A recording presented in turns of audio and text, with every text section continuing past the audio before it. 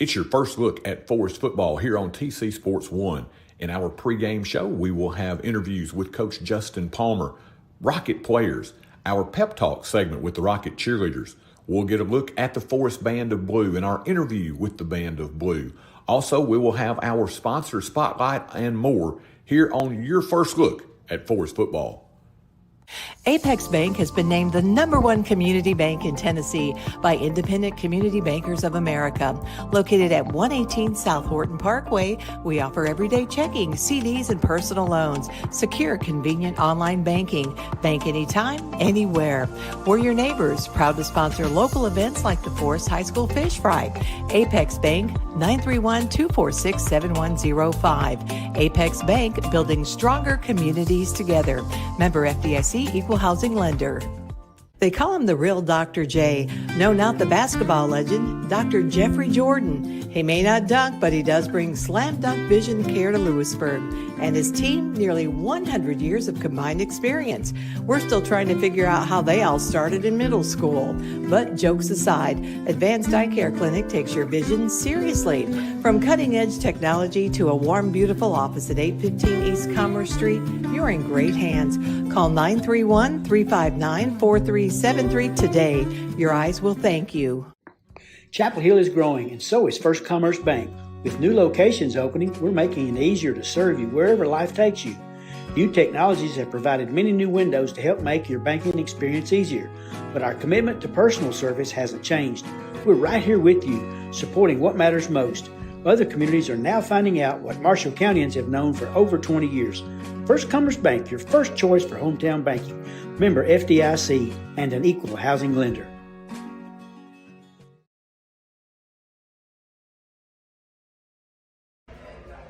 And we are doing our pep talk segment today and got another couple of lovely young ladies with us. Ladies, let you tell us your name and a little bit about you. I'm Savannah King. I'm a sophomore and I've been cheering since kindergarten. I'm Ailey Rollins. I'm a freshman and I've been cheering since 2nd grade. If you don't mind, tell us a little bit about maybe what you like to do outside of cheer. I like to hang out with friends and go to the mall and shop. I just like hanging around my friends, playing on my phone. What's been the most fun thing for you? I know y'all are pretty young in your cheer careers, but what's been the most fun thing for you thus far? UCA camp is pretty fun. Just being around the team is fun. I really like just being able to stunt and like just the environment with the team. What's been the biggest thrill for you maybe this season? At UCA camp, we got overall in our spirit routine, and it was really fun. Yeah, that and we won. There's ribbons at UCA camp, and we got the gold ribbon. It was really good. Was everybody kind of sweating that right to the last minute? Yeah. Talk about just being able to cheer under Coach Burkett. What's that been like? It is so fun. She's great. She's really great. Yeah, it's so much fun. She's super positive with everything and makes us feel really good about ourselves with cheer. Anything, we'll end up with this. Anything maybe funniest thing you've seen happen this year? Stunts falling. It's funny. Just watching the videos back. Yeah, definitely what the other day KB was trying to show us a stunt and she was standing on a stool and she fell backwards and it was really funny. Talk about now, are you down or are you the one getting thrown? We're the ones getting thrown. What is that like? I mean, that's got to be pretty intense as far as trusting somebody that they're going to catch you. Yeah, it is. It's pretty scary, but I've been a flyer the whole time I've been cheering, so I'm used to it by now, and I trust my bases. They're good. Yeah, it's really just trusting your bases. It's scary the first few times, but as long as you trust your bases, and they'll catch you.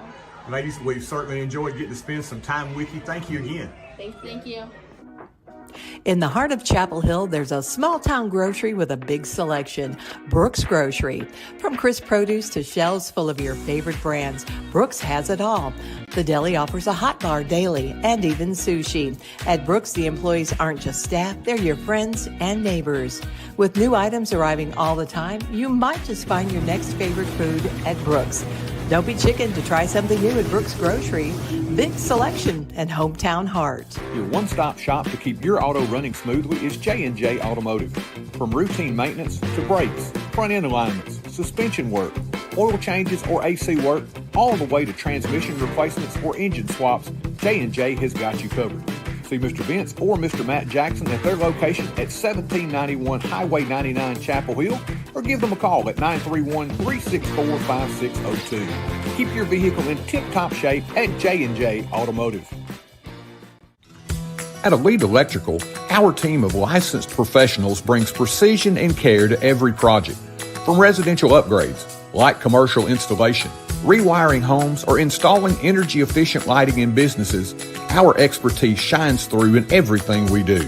Elite Electrical now offers HVAC services for both residential and light commercial projects as well. You can trust Elite Electrical to power your world with safety and excellence.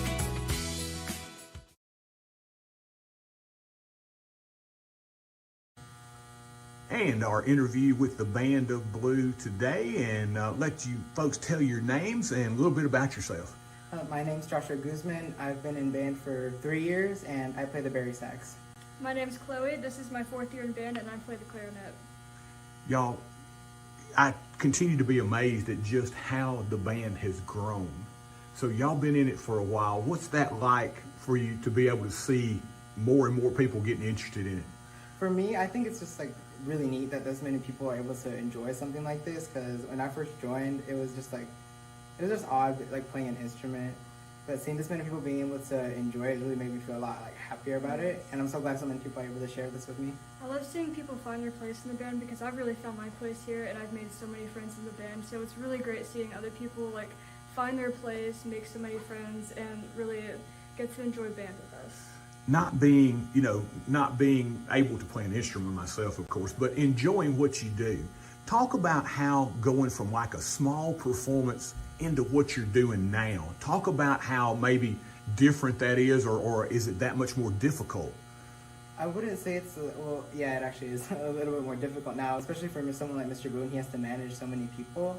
But I think it's also such a good thing that this many people see how good our band is and are willing to join, and it's just great seeing it expand this way. I mean, with a bigger band, obviously it's going to be hard to manage, but I really feel like we're starting to get used to managing such a large group of people, and I really think they're figuring out how exactly the band works and stuff. Talk about performances. I know you had a competition this last weekend. Do you feel like it's kind of everybody's getting more in tune the more competitions you do? I do feel that is something that we're improving slowly.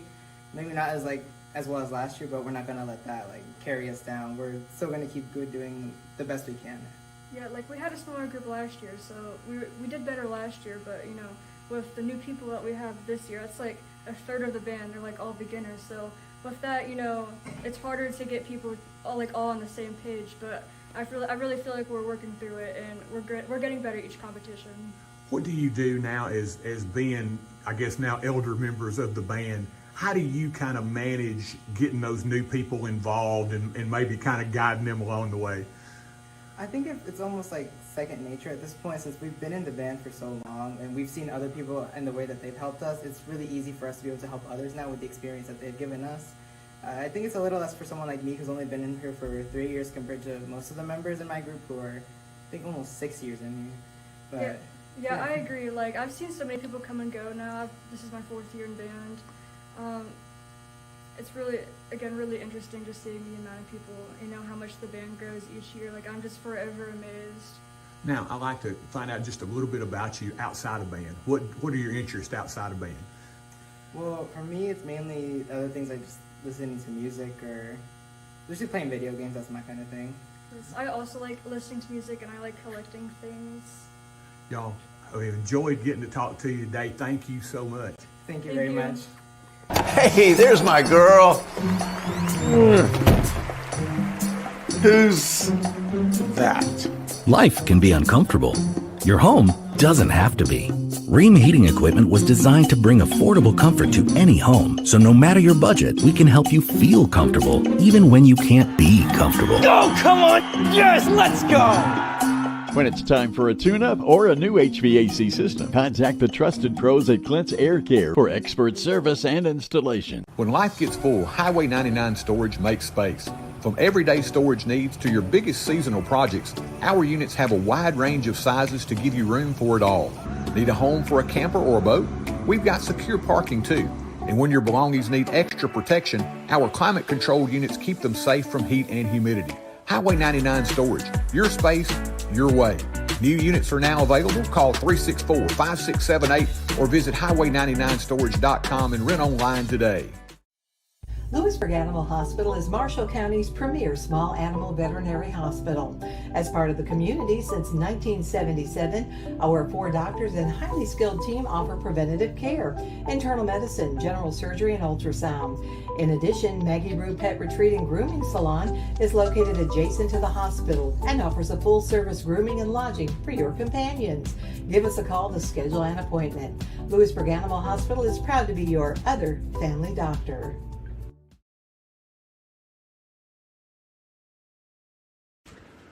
And we are here with our TC Sports 1 and All-Star Trophies Players of the Week this week. Mr. John Hightower, Mr. Blaze Bourne, and fellas, defensively, you guys probably had your best effort of the year. Coming off that East Hickman game when I'm sure you probably had some things there that you were itching to get corrected. How satisfying was it for you to come out and play the way you did against Fayetteville? It was great. Just all the stuff, our defense was kind of set up for more of the inside run, and really all they beat us on was outside, because every time they ran up the middle we pretty much had it on lockdown. But we got it corrected against Fayetteville and didn't let up much. Yeah, we came out with the energy and the mindset that we wasn't going to let them get what they wanted. Fellas, I got to ask, you two have been away from the game for a little while, but you came back. First of all, what was the reason? What made you want to come back out? Just all my teammates and my family. They were all just, we miss you, we need you, come on back. And I was like, all right, you can't hurt anything. Yeah, I'm basically the same. The community, everybody's like, why are you playing football this year? So I was like, man. And the teammates, they're so supportive and stuff, so I just came back. How was it getting back into it? What kind of adjustment period did you have? Or were there days was like, man, I'm why am I doing this kind of thing? Yeah. And then is there a moment where it just kind of clicks for you? You're like, okay, I'm back now. Yeah. Well, me coming back into football, I was super out of shape. I was weighing 280 in January, and during baseball season, and I shed off about 20, 30 pounds, but I was still conditioning wise, I was still super out of shape. But so those first couple weeks of football really kicked me in the butt, but we good now. Yeah, I came back. I was messing up, getting beat deep and stuff, which I still do a little bit, but learning the footwork and all that, I still kind of had it, but putting into plays and stuff, it was pretty simple with this coaching staff. They're really good at what they do.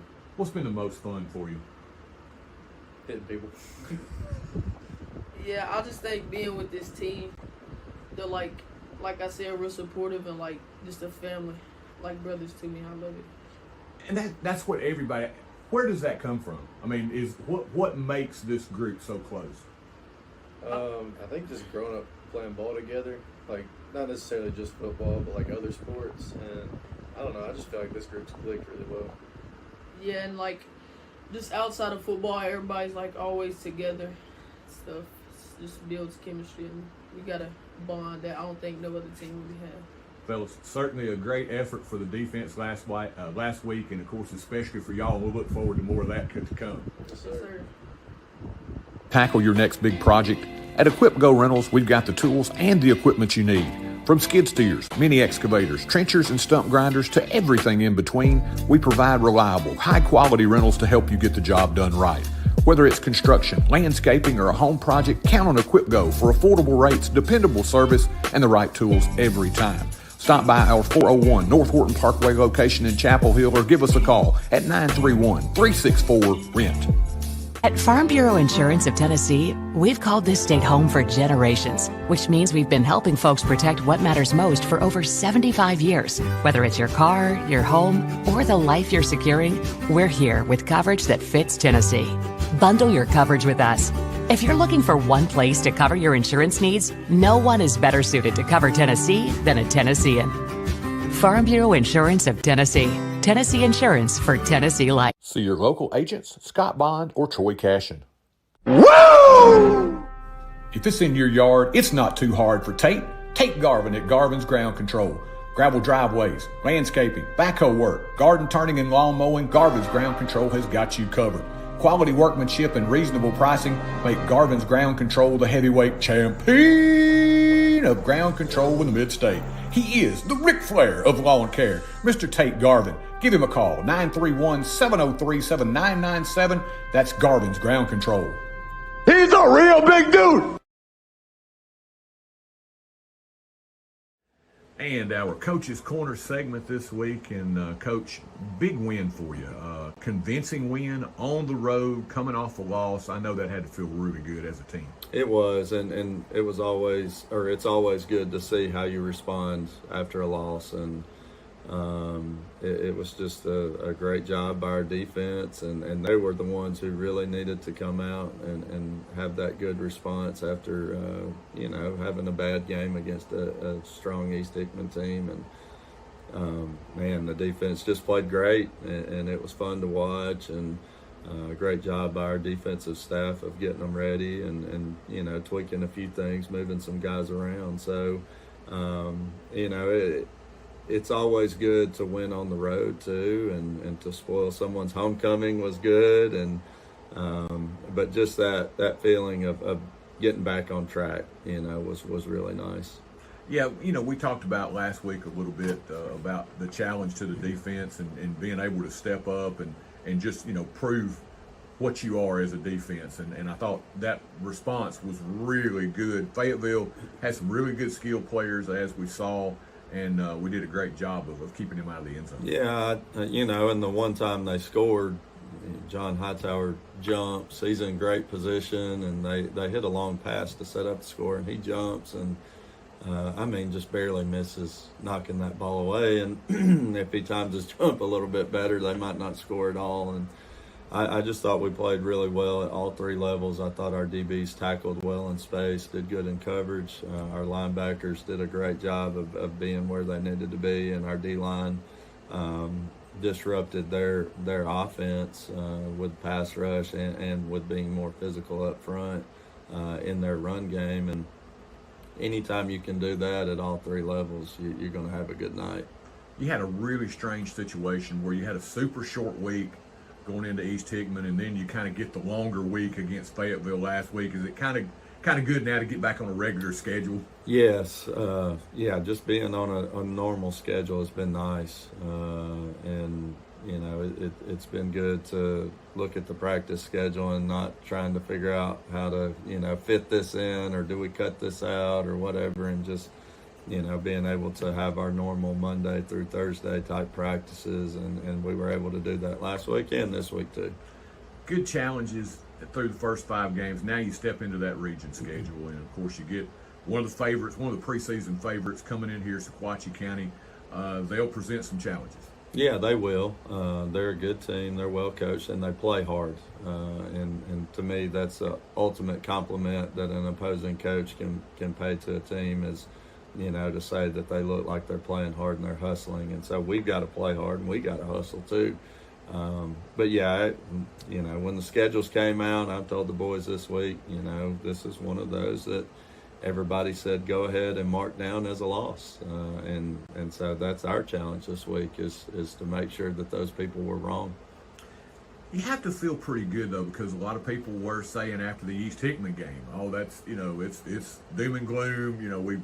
We had a team come in here and do what they did, and how will we respond, and all those kind of things, and I think you answered that question well. So I think it tells you, mentally and even physically where your team was at. Yeah, I think we're team that's going to just regroup and move on and learn from it. And I think last week was a good example of that. And there are ups and downs in every football season, even teams that go 15-0 and win the whole thing. They're going to have times where things aren't going great, or they have injuries or a bad game or whatever. And so that's what makes it fun, is all the things that can be different situations. And like I said, the ups and the downs. And, when you're down, are you going to stay down, or are you going to get back up? And last week we got back up, and now we just got to try to keep it going in the right direction. And you talk about this season has been unpredictable if nothing else. You talked about, people saying, hey, mark that down as a loss.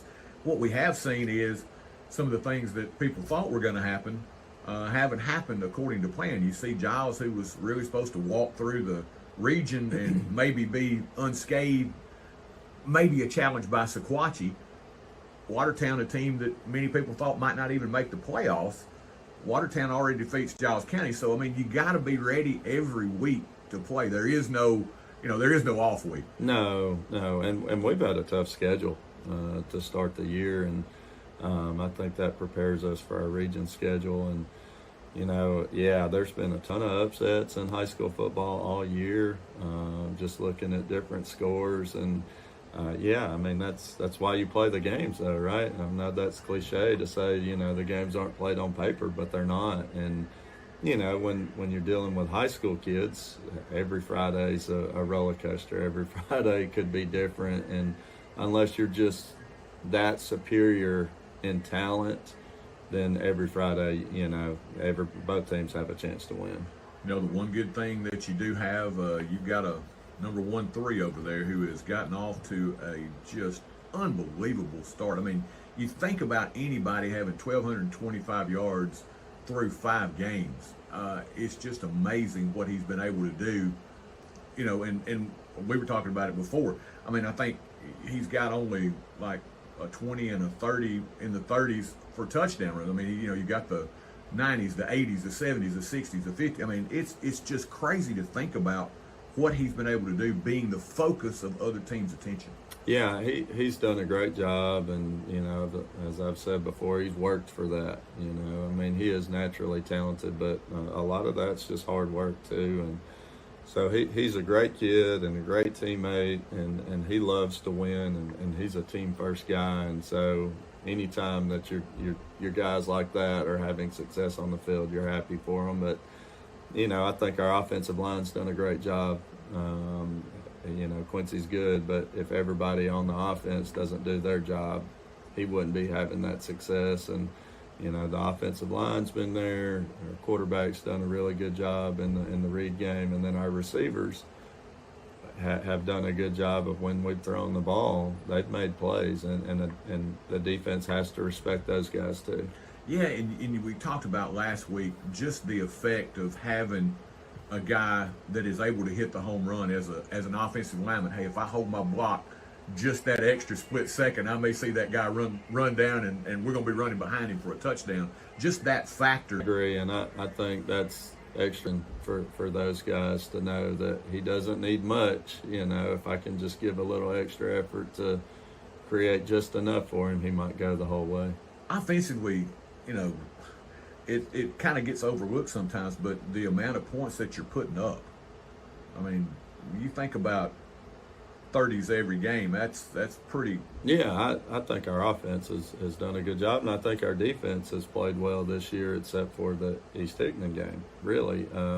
And, you take the Huntland game, talking about defense, and we gave up one long pass right before halftime. We shouldn't have done that, and then we hold them to 2 scores instead of 3. And then, Creekwood, I thought they battled all night and got some big stops when we needed them. And so overall, I think we played pretty good defense minus 1 game. And so, that gives us a shot. If you're playing good in 2 phases of the game, that's good every Friday night, and you're going to have a shot to win. Our special teams, our coverage units have to be better.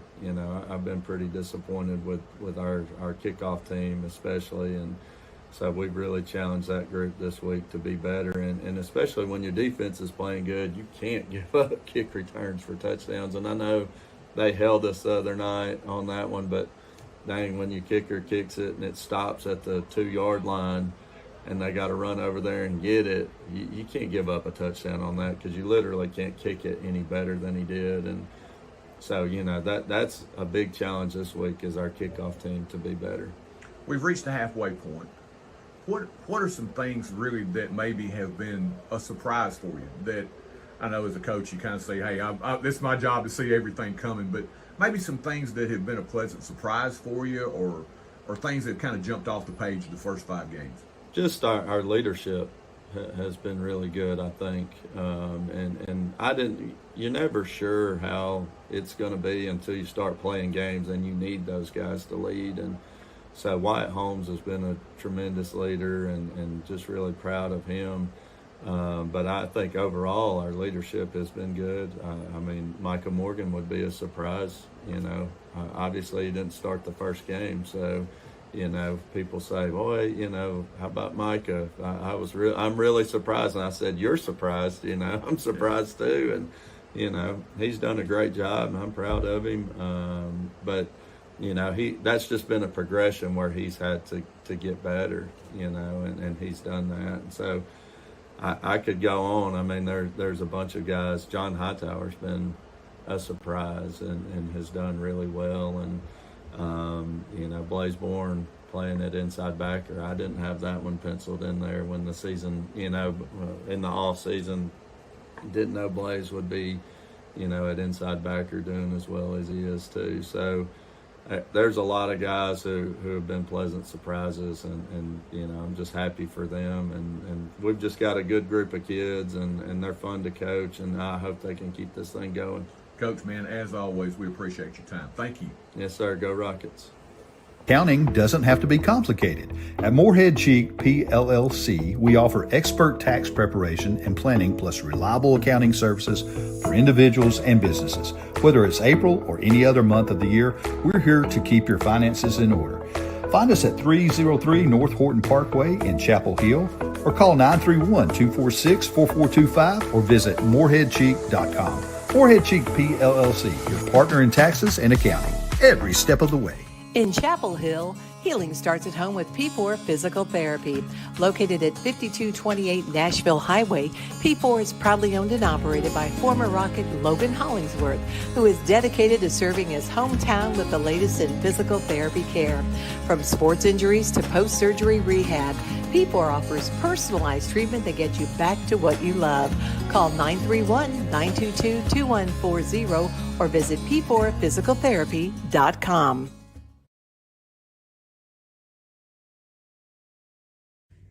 And with our sponsor Spotlight today, we're here at P4 Physical Therapy, Mr. Logan Hollingsworth. And Logan, got a few questions as far as PT. Can you come to you at any time, make a phone call? Do you have to be referred, or how does that work? Sure. So in the state of Tennessee, it is a direct access physical therapy state. So anybody and everybody has access to physical therapy. You don't need a referral. You don't need any sort of medical doctor to be involved. The one caveat with that is if you're a Medicare patient, you do need a primary care physician to kind of sign off on some things. So we can always reach out to them, get them involved with the paperwork side of things, but anybody and everybody in the state of Tennessee can come in, get some PT, get whatever they need, and you don't need any of the extra stuff involved. What are the main things that you see mostly people coming by for? Here in my clinic, a lot of orthopedic care. So joint replacements, sprained ankles, whether that's athletes, weekend warriors, or just somebody at work, go step wrong or do something, throw your back out, whatever it may be. I treat a lot of orthopedic conditions, any just the old aches and pains. We're getting into that cold part of the year where, you wake up, something hurts, you don't really know why. So don't go get MRIs and a million x-rays and spend thousands of dollars on that. Come over here, we'll take a look at you and get you right. Talk about some of the things that you can do, like you talk about in the winter, knees and shoulders and those kind of things that you can do to help. Sure, yeah, so we've got all kinds of equipment here, a lot of modalities. So TENS units, the electrical stimulation type stuff. We've got hot packs, cold packs. I've got a game ready machine here that we can use. different bicycles, weights, all that sort of stuff. A lot of balance equipment. Again, for people with balance issues, I've got all the equipment stuff for that sort of thing. Got several treatment tables here that we can use for more manual therapy type techniques, stuff like that. But yeah, pretty much anything you need, we can do it here. Talk to us a little bit more. Anything else about the practice you would want people to know?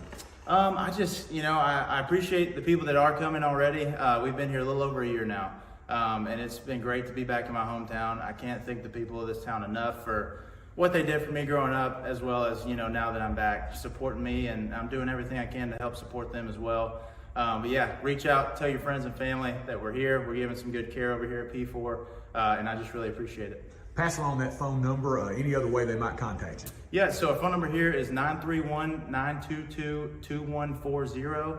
And then I've got an email address. You can reach me at logan.hollingsworth@p4physicaltherapy.com. Logan, we certainly appreciate you taking time, and thank you so much. Thank you so much. In Chapel Hill, Tennessee, we're moving forward with strong tradition. Our town is growing, but we're holding tight to the country charm that makes us proud to call it home. From a world-class tractor pull, the Lions Super Pull of the South, to peaceful family days at Henry Horton State Park, to a friendly wave and greeting as you shop with our local merchants. We're building for the future while celebrating who we are. The town of Chapel Hill wishes all Forrest High School athletes the best of luck this year, and as always, go Rockets!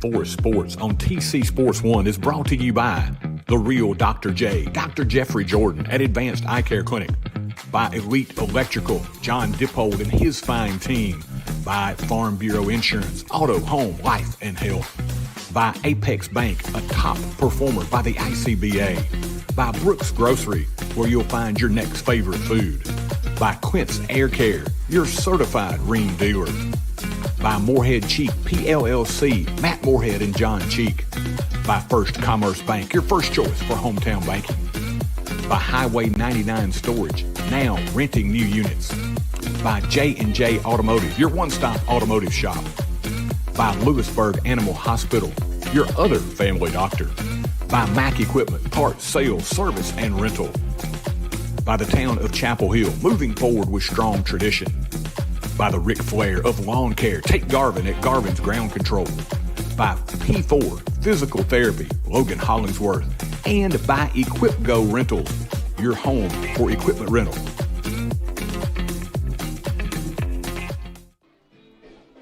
And welcome in everyone to TC Sports 1 coverage of Rocket football here tonight. Ricky Sweeney along with Noble Mays bringing you the action. We'll be joined tonight by Peter Wilson and Jay Schillig. Our production and camera crew, Mr. Troy Cation, has the night off, a well-deserved night off, Noble. And we welcome you folks to Sequatchie County versus the Forrest Rockets. Sequatchie County is a really good team. They're an excellent team, Mr. Sweeney. For those who may not know, Sequatchie County was in the state semifinals last year, lost to Alcoa, who ended up winning. If you'll stay with us, folks, for our very own international Rocket anthem. Band of Blue.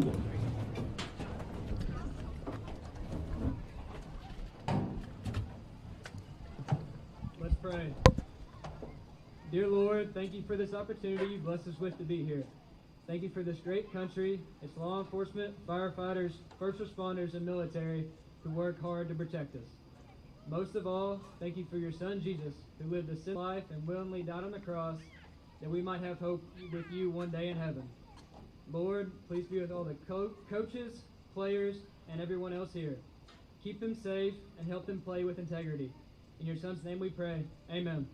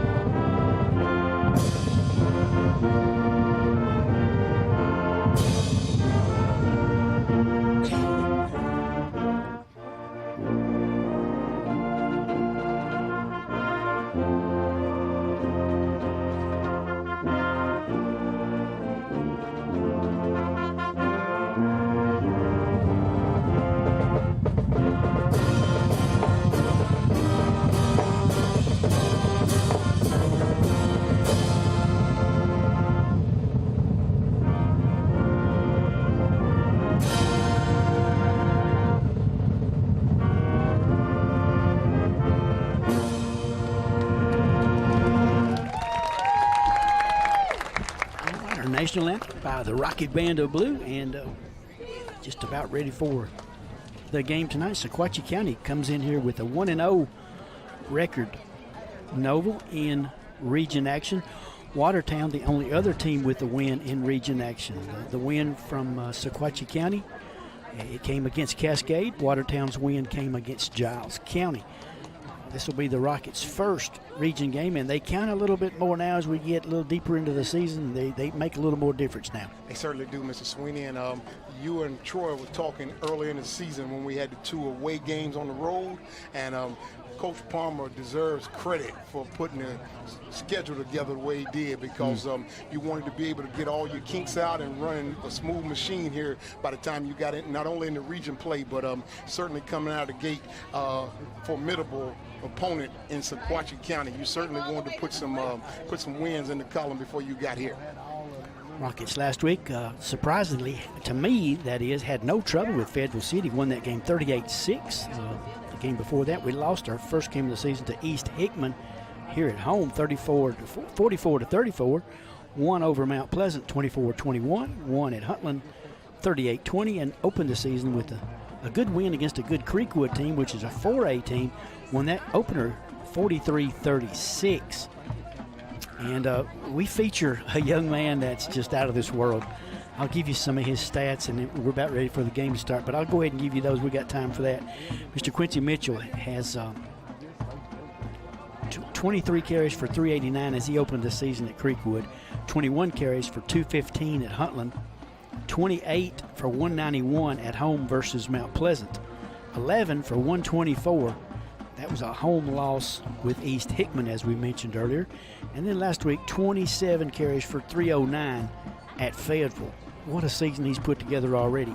And you said it, quite a season, Mr. Sweeney, and the stats that I was able to gather, when you total all that up, he has 109 carries for 1,231 yards. That's 1,231 yards in 5 contests, Mr. Sweeney. And add a little extra sugar on that, all-purpose yards. He also has some yards in the passing game as well. So give him 96 extra yards for pass receiving for a total of 1,327 all-purpose yards. And I was counting up those points that he scored. And he's got almost, every time he touches the ball, he almost gets credit for 1 point. So what an amazing season so far. And he only played 3 quarters last week against Federal. Yes, he did. And a fantastic season, as you said. But also, I don't want to slight, the other, sure. Michael Morgan also looked up his stats as well, Mr. Sweeney. He has 58 carries for 222 yards on the season. He has 668 all-purpose yards, because in the passing game, he's doing a fine job of passing the ball as well. So he's doing a great job all around. So he's a dual threat, Michael Morgan. Rocket fans got to be liking that healthy stat there. Not a one-dimensional team. No, by no means, even though Quincy's having such a great, an unbelievable season. As Michael Morgan can pass the ball when he needs to and if he has to. So we're looking forward to that.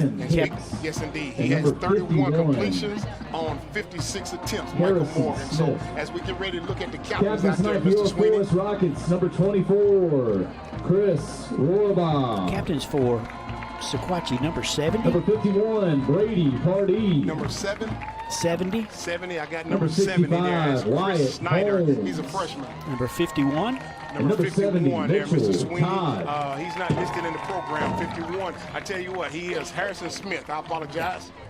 And number 24. And number 24 there for Sequatchie County. Now, that gentleman there, he may have a new number, but we have to find out who he is, because he's not in the program. I got you. And number 65.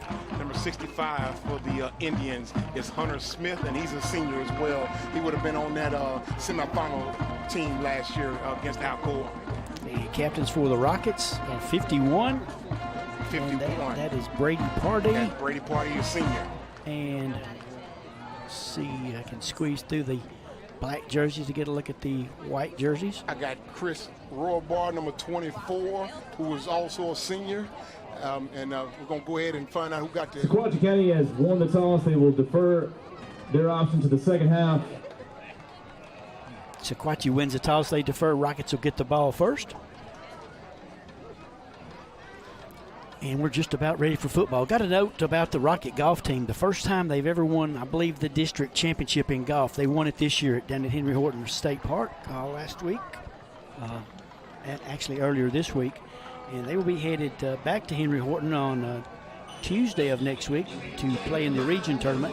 A win there sends them all the way to the state tournament in Sevierville, Tennessee, October 9th and 10th. So mark that on your calendars, folks. They'll be down at Henry Horton on Tuesday to play in the region tournament. They're going to run into a good Summertown golf team, but Coach Burkett's excited about them. That's pretty special there. You said that golf game will be Tuesday, right? Tuesday at Henry Horton, yes. Here comes your Rockets there, Mr. Sweeney coming out, and they're led. There's your flag being right there. Yes, indeed.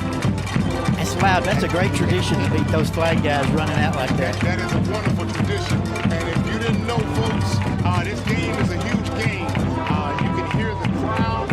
You can hear that Rocket band of blue. And they got everything rocking here tonight, Mr. Sweeney. I hope you folks can hear us. We are right beside them, and they are pepped up tonight. The pep band is sure enough pepped up. They are.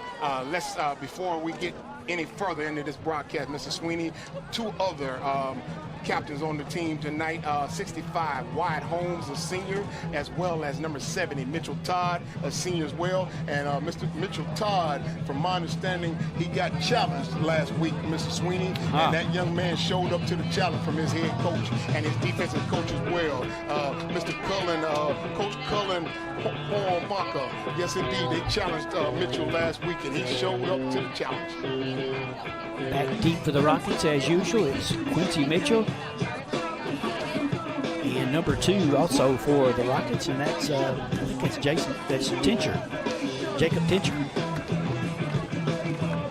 Sequatchie County set to kick off. Deep for Sequatchie County, number 26, Chris Lazarez. Back deep for your Rockets. Number 2, Jacob Tincher. Number 13. Sequatchie County and the Rockets just about ready to start. And here we go. Squib kick. Rockets going to cover it up. They do. Number 3 for the Rockets gets it, and that is Dustin Jett. Good job not trying to do anything too fancy with it. Noble held on and covered it up. 1st and 10 Rockets. It's going to be about the 48-yard line starting out. So 1st and 10 for the Rockets at their own 48. Yes, indeed. Your hands team, Mr. Sweeney, did exactly what you asked him to do.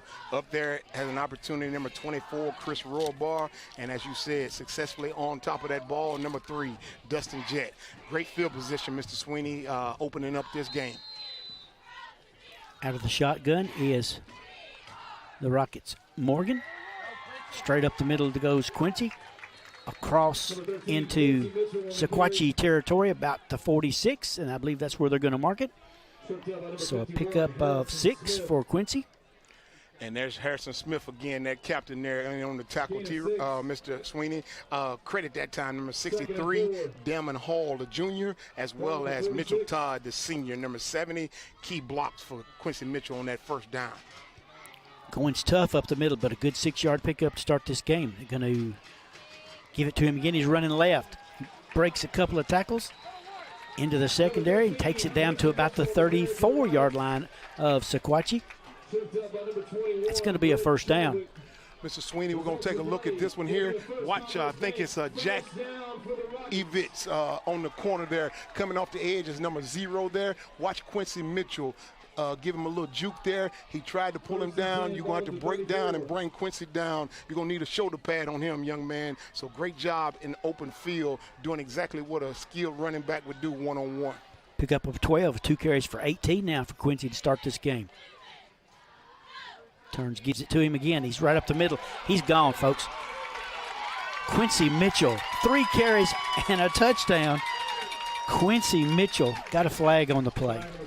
We're going to take a look at it. I want you to look here. I seen Mitchell Todd, number 70, providing a key block downfield. And I apologize if the young man gets caught up with a holding penalty here, but I wanted to see some key blocking downfield and the great vision of your running back. And Mr. Sweeney, as always, what's so special about Quincy Mitchell is he does not need much of a crease, and he does not go too far off the path. He may be one step to the left, and then he's back north and south again. But it's going to bring him back, Mr. Sweeney, and certainly puts him behind schedule here as it's first down and quite a distance.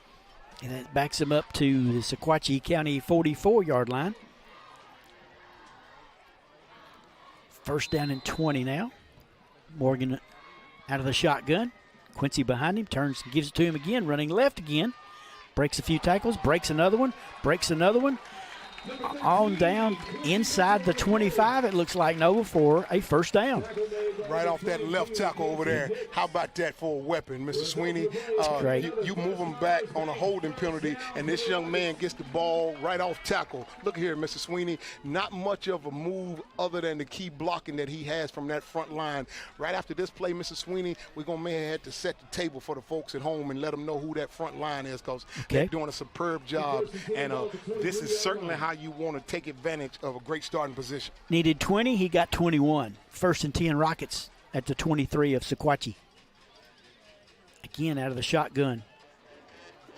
He fakes this time and keeps it, does Morgan. He's into the secondary. He's into the end zone. Rockets. Touchdown, Micah Morgan. 23 yards out. Rockets up 6-0.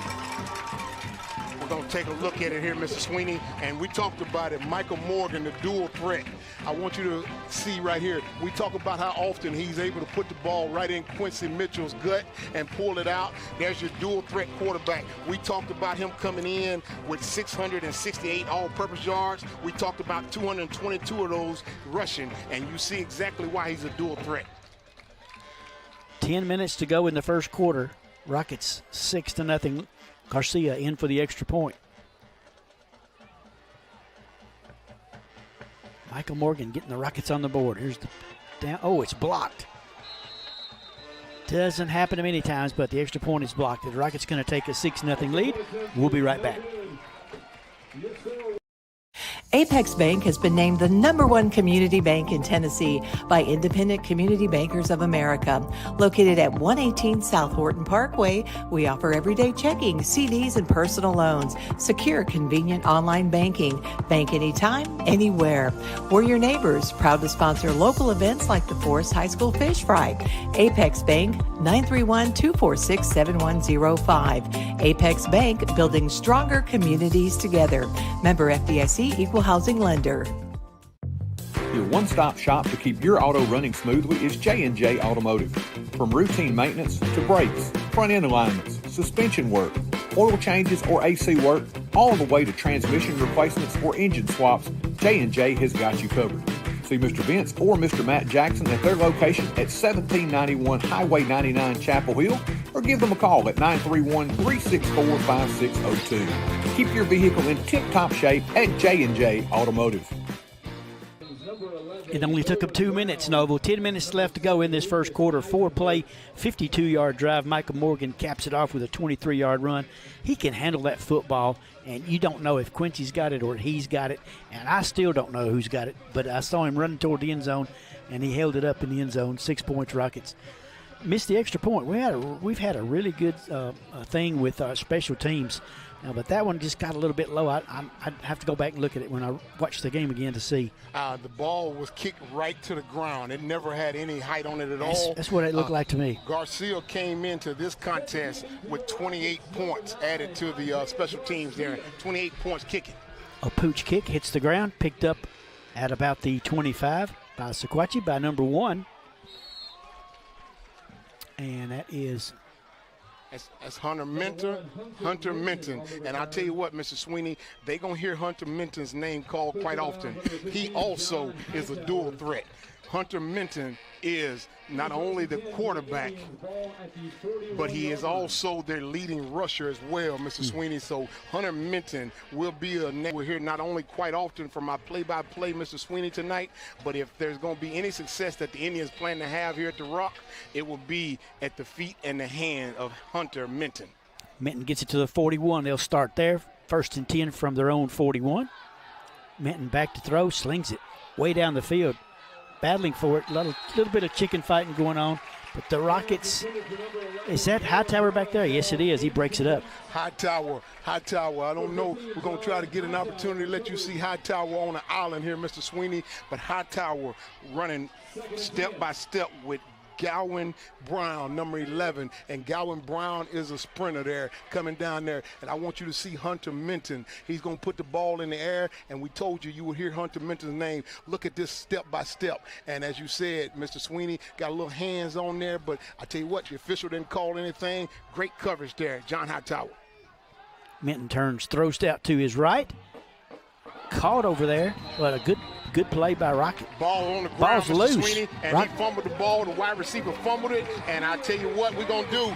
All that black you see down there rocking and rolling, we're going to take a chance to look at it again. The wide receiver never really had it very long, and watch here, Mr. Sweeney, take a real good close here. Minton throws the ball out wide, and you have a little opportunity there, and excellent job, and he just fumbled the ball, laid it on the ground, and a key job that time. And I'm gonna give a little credit there, 0. Chandler snap one more time. Excellent job over there, and he came over here and did what you're supposed to do. He rang the big play bell. Chandler snap. Rockets take over at Sequatchie 44. Quincy coming right, cuts it back up in the middle. Pretty nice gain there. Inside the 40, Rockets will have it second down at about the 38 now. Pick up a 6 on the play for Quincy. That gives him 4 carries for 45 yards. 38-yard line. And Rockets didn't take long, though. 22 seconds on defense, and they've got a takeaway. They did, and I think that was Braden Bourne with a key block there. And Mr. Sweeney, right after this play, I'm going to tell you what was so significant about that takeaway from the Rockets. Out of the shotgun, hands left. Up the middle now. Quincy is into the secondary. Cuts back to the right. Only one move to make, and he makes it. And he's into the end zone again for the Rockets from 38 yards out this time. Rockets up 12-0. Mr. Sweeney, take a real good look here. I want you to see number 61, Lachlan Morris, number 63, Delman Hall, number 70, Mitchell Todd. Look at the left side of that line. Now, Quincy Mitchell done a great job of showing you his vision with the cutback, but he could not cut it back had it not been respectively for each one of those gentlemen, Morris, Hall, and Todd. 2-play drive, this time 44 yards. Rockets go for 2. It's Cruz with the ball, and he leans in, and he makes it. Did they give the ball to Cruz on a pass? And they did give it to Cruz on a pass there, and he had a key block out there. A little shovel pass, and Cruz gets it in the end zone. The Rockets lead 14-0. What a great start. We'll be right back. In the heart of Chapel Hill, there's a small-town grocery with a big selection, Brooks Grocery. From crisp produce to shelves full of your favorite brands, Brooks has it all. The deli offers a hot bar daily and even sushi. At Brooks, the employees aren't just staff, they're your friends and neighbors. With new items arriving all the time, you might just find your next favorite food at Brooks. Don't be chicken to try something new at Brooks Grocery. Big selection and hometown heart. They call him the real Dr. J. No, not the basketball legend, Dr. Jeffrey Jordan. He may not dunk, but he does bring slam dunk vision care to Lewisburg. And his team, nearly 100 years of combined experience. We're still trying to figure out how they all started in middle school. But jokes aside, Advanced Eye Care Clinic takes your vision seriously. From cutting-edge technology to a warm, beautiful office at 815 East Commerce Street, you're in great hands. Call 931-359-4373 today. Your eyes will thank you. Rockets up 14-0 quickly here. 8:50 to go, still here in the first quarter, and Sequatchie County's got to be thinking, what's hit us, guys? And Mr. Sweeney, after this kick, I want to tell you something about the stats for Sequatchie County, which may explain why they are shocked. Kick deep, taken at about the 10-yard line. Right up the middle he comes. And that would be number 7, Eisen. Yes, indeed. And number 7, Eisenhart. Yes, indeed. And also he was brought down number 7, Sean David, as well as number 20, Nick Russell, in on the stop there that time. And Mr. Sweeney, we'll give him time to get set up here. But when things slow down a little bit, I want to tell you why Sequatchie County, the Indians, are shocked at the moment. They're going to have it 1st and 10 at their own 32. Quarterback gives it up the middle. Pretty neat little gain there for Sequatchie. 21 has got it. Crowley. Crowley takes it up the middle to the 39-yard line. Pickup of 7. 2nd and 3. So Crowley for 7. 2nd down and 3 for Sequatchie County. They trail it 14-0. Rockets with a quick flurry to open this game. Handoff to left. Doesn't go anywhere, Noble. Number 21, Crowley again on the carry. He does good to get back to the line of scrimmage. We'll give him the line of scrimmage. No gain on the play. So nothing for Crowley on that. 2 carries now for him for 7 yards. In the backfield there, Brady Pardee, number 51, and I think he had a little help by the backer there that time. I missed the number there, Mr. Sweeney. 3rd down and medium for Sequatchie County. They look toward the sideline. Play clock down to 10.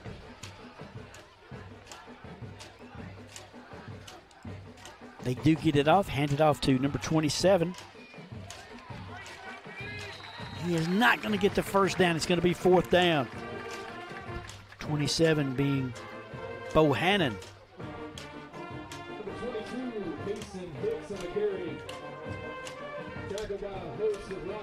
He gets it down to the 41-yard line, a gain of 2 for Bohannon. Blaze Bourne, initially number 71 in the backfield, and he got some assistance from the rest of the Rockets. This is a big play, Mr. Sweeney. You hear me talk about it often. On defense, you have to get off the field on 3rd and 4th downs and get the ball back in the hands of your offense. 4th and 2, they're going for it. They're going to try to draw us off sides. The Rockets aren't biting.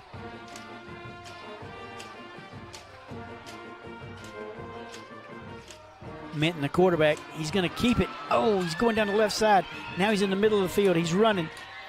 He's going to outrun every Rocket to the end zone. No, that's number 21. He hands it off to Crowley. So Crowley takes it up the middle and goes all the way for a touchdown. Started at the 41, so that's a 59-yard touchdown run for Crowley. The reason that shocker was on the table there, Mr. Sweeney, Sequatchie County Indians have only given up 14 points a game, and the Rockets scored 35.4 points a game, and it was trying to figure out exactly if the Rockets would have their way at 35 plus a game, or Sequatchie County Indians would have their way at only giving up 14 points a game on defense. It's going to be number 13, Henley, in for the extra point. Oh, it's a fake. Takes off. They take off around the right side. Did not get in. So they tried a little trickeration there for. It looked like the ball was snapped kind of high, and the holder did not have the opportunity to be able to place the ball down. And you know they got a little catchphrase that they may use, and no wide receiver went out for him to throw it to, so he had to run it himself, Mr. Sweeney. Thought better of it, so extra point fails. Rockets lead it 14-6 with 6:26 to go. We'll be right back. At Elite Electrical, our team of licensed professionals brings precision and care to every project. From residential upgrades, light commercial installation, rewiring homes, or installing energy-efficient lighting in businesses, our expertise shines through in everything we do. Elite Electrical now offers HVAC services for both residential and light commercial projects as well. You can trust Elite Electrical to power your world with safety and excellence. Chapel Hill is growing, and so is First Commerce Bank. With new locations opening, we're making it easier to serve you wherever life takes you. New technologies have provided many new windows to help make your banking experience easier, but our commitment to personal service hasn't changed. We're right here with you, supporting what matters most. Other communities are now finding out what Marshall Countyans have known for over 20 years. First Commerce Bank, your first choice for hometown banking. Member FDIC and an equal housing lender. Sequatchie did not want to kick it deep last time. I don't believe they'll do it again, Noble. Braden Bourne back along with Quincy. They do kick it semi-deep. Bourne's going to pick it up about the 22. Comes down the right side. He's got a lot of green in front of him.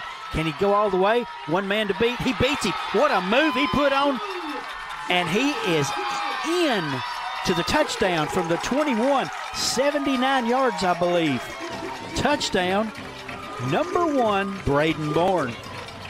Kickoff return magnificent. What a move he put about the 30-yard line. That's number 2, Jacob Tincher, Mr. Sweeney. Tincher. And man, I talked to Troy last week, Mr. Sweeney, and I told him with the speed that young man has, I don't want to offend anybody, but he may be the fastest Rocket player on the team. And I asked anybody who would listen to me, can that young man touch the ball at least 5 times a game? Jacob Tincher showed you exactly the case of why he needs to be able to have the ball in his hand. That man there, and he had a key block right down here where he was able to get free right around the 30-yard line. And I tell you what, Mr. Sweeney, you said that the Indians did not want to kick it deep, and they tried to kick it to the middle level.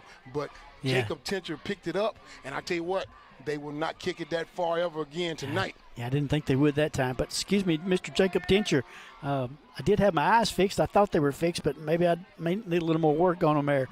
Nova, Jacob Tincher on the 79-yard kickoff return for a touchdown. What a move he made about the 30-yard line. Garcia in trying to make it 21-6. Special teams for the Rockets have been great all year. And this one is blocked again. Unusual to have those blocked, but the Rockets are still going to come away here, still with plenty to go. 6:14 to go. Rockets lead 26. We'll be right back. At Farm Bureau Insurance of Tennessee, we've called this state home for generations, which means we've been helping folks protect what matters most for over 75 years. Whether it's your car, your home, or the life you're securing, we're here with coverage that fits Tennessee. Bundle your coverage with us. If you're looking for one place to cover your insurance needs, no one is better suited to cover Tennessee than a Tennessean. Farm Bureau Insurance of Tennessee. Tennessee Insurance for Tennessee Life. See your local agents, Scott Bond or Troy Cashin. Looking to tackle your next big project? At Equip Go Rentals, we've got the tools and the equipment you need. From skid steers, mini excavators, trenchers, and stump grinders to everything in between, we provide reliable, high-quality rentals to help you get the job done right. Whether it's construction, landscaping, or a home project, count on Equip Go for affordable rates, dependable service, and the right tools every time. Stop by our 401 North Horton Parkway location in Chapel Hill or give us a call at 931-364-RENT. And number 22 gets you credit for blocking that, Kason Hicks. So the Rockets have had 2 PATs blocked tonight. However, they still lead at 20-6 as, 6:14 to go here in the first quarter. Rockets already got 20 points. This could be like a basketball score. Yeah, you come in wondering, like I said, Mr. Sweeney, who was going to have their way, the defense for the Indians or the Rockets offense? Little squib kick picked up at the 21. Quickly up the middle he comes, and he is clobbered at about the 36. Number 11, Golan Brown on the return. Brown on the return. Met by number 24, Chris Rohrbaugh.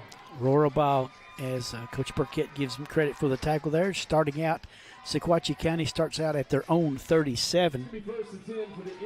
And also helping with the tackle was number 15, John Hightower, and number 19, Miller Ratliff there, Mr. Sweeney. Folks, it's still got 6 minutes to go here in the first quarter, and it's already 20-6 Rockets.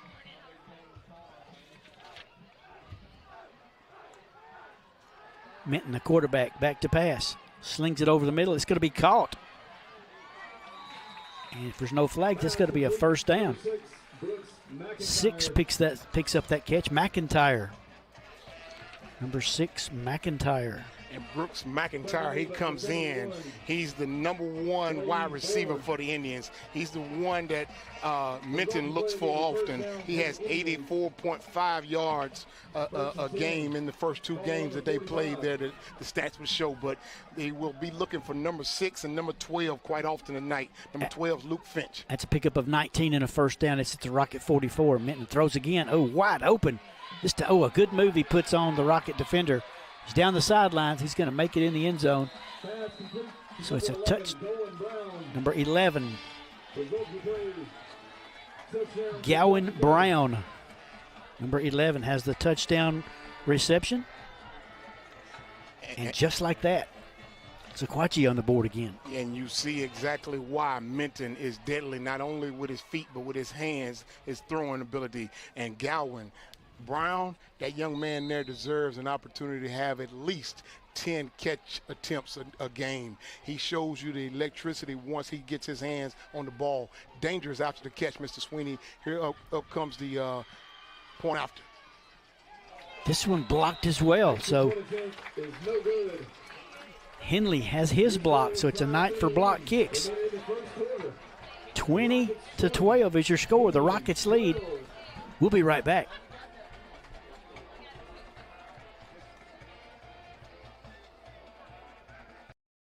Lewisburg Animal Hospital is Marshall County's premier small animal veterinary hospital. As part of the community since 1977, our 4 doctors and highly skilled team offer preventative care, internal medicine, general surgery, and ultrasound. In addition, Maggie Rue Pet Retreat and Grooming Salon is located adjacent to the hospital and offers a full-service grooming and lodging for your companions. Give us a call to schedule an appointment. Lewisburg Animal Hospital is proud to be your other family doctor. When life gets full, Highway 99 Storage makes space. From everyday storage needs to your biggest seasonal projects, our units have a wide range of sizes to give you room for it all. Need a home for a camper or a boat? We've got secure parking too. And when your belongings need extra protection, our climate-controlled units keep them safe from heat and humidity. Highway 99 Storage, your space, your way. New units are now available. Call 364-5678 or visit highway99storage.com and rent online today. Welcome back. Rockets lead at 20-12 now. It's 32 points already in the first quarter. Noble, I'm tired, and there's still 5:31 to go. And Mr. Sweeney, I'm going to give you a wow and stat right after this, sir. Onside kick. Rockets, do they need to? Yeah, they do. The first Rocket missed the kick, but covering that thing up looks like it's number 7 for the Rockets, and that is Sean David. Good job, Sean, of hustling over there and getting it as it got by the initial Rocket player. 1st and 10 at the 44-yard line. And here's why the Indians may not have thought the game would go like this, particularly in the first quarter, Mr. Sweeney. The Indians have played 5 games thus far. In 3 of those 5 games, they have not given up anything more than 1 touchdown to their opponents. They've held 3 opponents to 1 touchdown or less, and they did not see the Rockets hitting them this early, this often. Shotgun is Morgan. He turns, hands it to Quincy running right.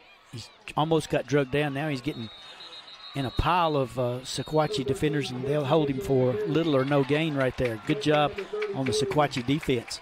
We got us a flag down, and you have to assume that was after the whistle. I thought I heard 2 chirps of the whistle before that yellow flag came up, so it's going to be something extracurricular, Mr. Sweeney.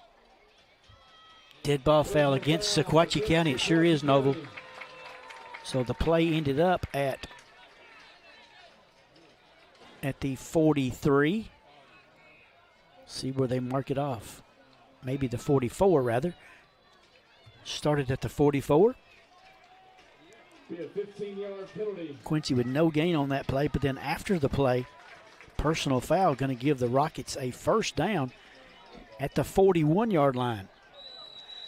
And one more opportunity where the Indians have assisted the Rockets.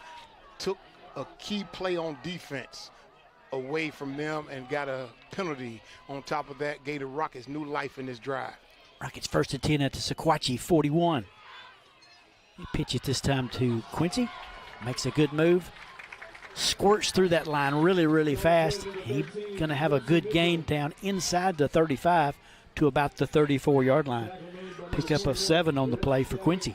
Mr. Sweeney, we talk about it often. Watch the pitch from Michael Morgan and watch Quincy get his eyes on the ball and look straight ahead, north and south. We talk about quite often how he's able to plant his foot and accelerate. 2nd and short for the Rockets. From the 34 of Sequatchie, Quincy running left. Now he cuts it up the middle. Another pretty good gain, going to be close to a first down. I believe he's got it. He's going to cross the 30 to the 29. 1st and 10 Rockets. Pick up a 5 on the play. 1st and 10 for Quincy. On the left side over there, Mr. Sweeney, number 70, Mitchell Todd and number 65, Wyatt Holmes. Both our seniors, both of them captains for this contest here tonight, providing key blocks. Quincy Mitchell able to go on the left side of that line over there. Still got 3:50 to go here in the first quarter. Quincy already 8 carries for 95. Keeps that up. That's a 400-yard game. 1st and 10 Rockets at the 29 out of the shotgun. Morgan's going to keep it up the middle. Plenty of running room. Makes it a cuts to the left and cuts back to the right. He's going to have a first down about the 14-yard line, maybe the 13. Make it the 13, a 16-yard pickup for Michael Morgan. He's got 2 carries for 39 yards. Both carries good for first downs. One of them was a touchdown. There's your dual threat quarterback. Credit to number 50, Jackson Kramer, another senior as well, providing key blocks up front there, Mr. Sweeney. This front line is doing a superb job for these two, let's just call them both threats in the backfield. You have your quarterback and Michael Morgan with his legs and Quincy Mitchell with his legs. 1st and 10 for the Rockets at the 13. Out of the shotgun, hands to Quincy. He's going to be bottled up this time. A loss on the play. That'll bring up 2nd and long for the Rockets. Didn't have anywhere to go that time. No, it's back about the 17-yard line now. Jack Evans, number 0 in the backfield. He got some help that time, number 22, Kason Hicks. But you want to credit Jack Evans, number 0 that time, as he made it very difficult on Michael Morgan to figure out what the key read was. Well, they get him to jump, and they're going to help us another time for 5 yards, looks like. Yes, they're pointing toward Sequatchie. Penalty will move it down to about the 12-yard line. Be 2nd down at that point. Rockets have it at the Sequatchie 12. 2:25 to go. Leading in this ball game, 20-12. Mr. Sweeney, I wouldn't be surprised. Isaac Cruz come in, number 1 wide receiver. Keep an eye on him right now, Isaac Cruz. Out of the shotgun.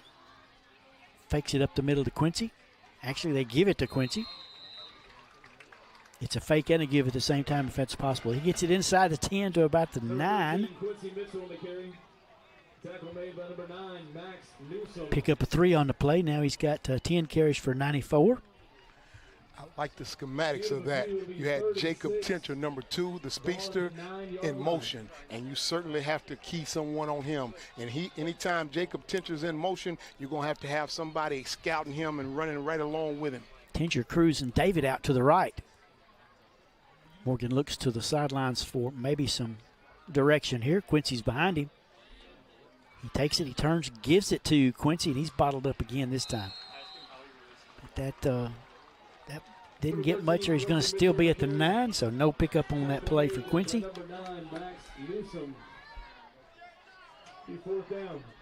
It's 11 carries, 94 yards. Ball still sitting at the 9. 1:04 to go here in the first quarter.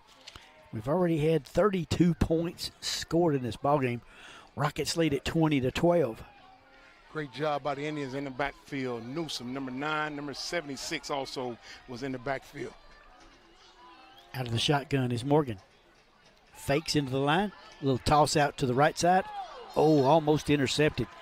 A lot of white jerseys over there that time. Pass falls incomplete.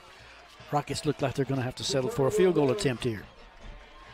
Excellent job of coverage by the Indians. It was 2 Indian defenders out there. Pass attempt to Braden Bourne that time. So what we have, Mr. Sweeney, is a turnover on down, sir.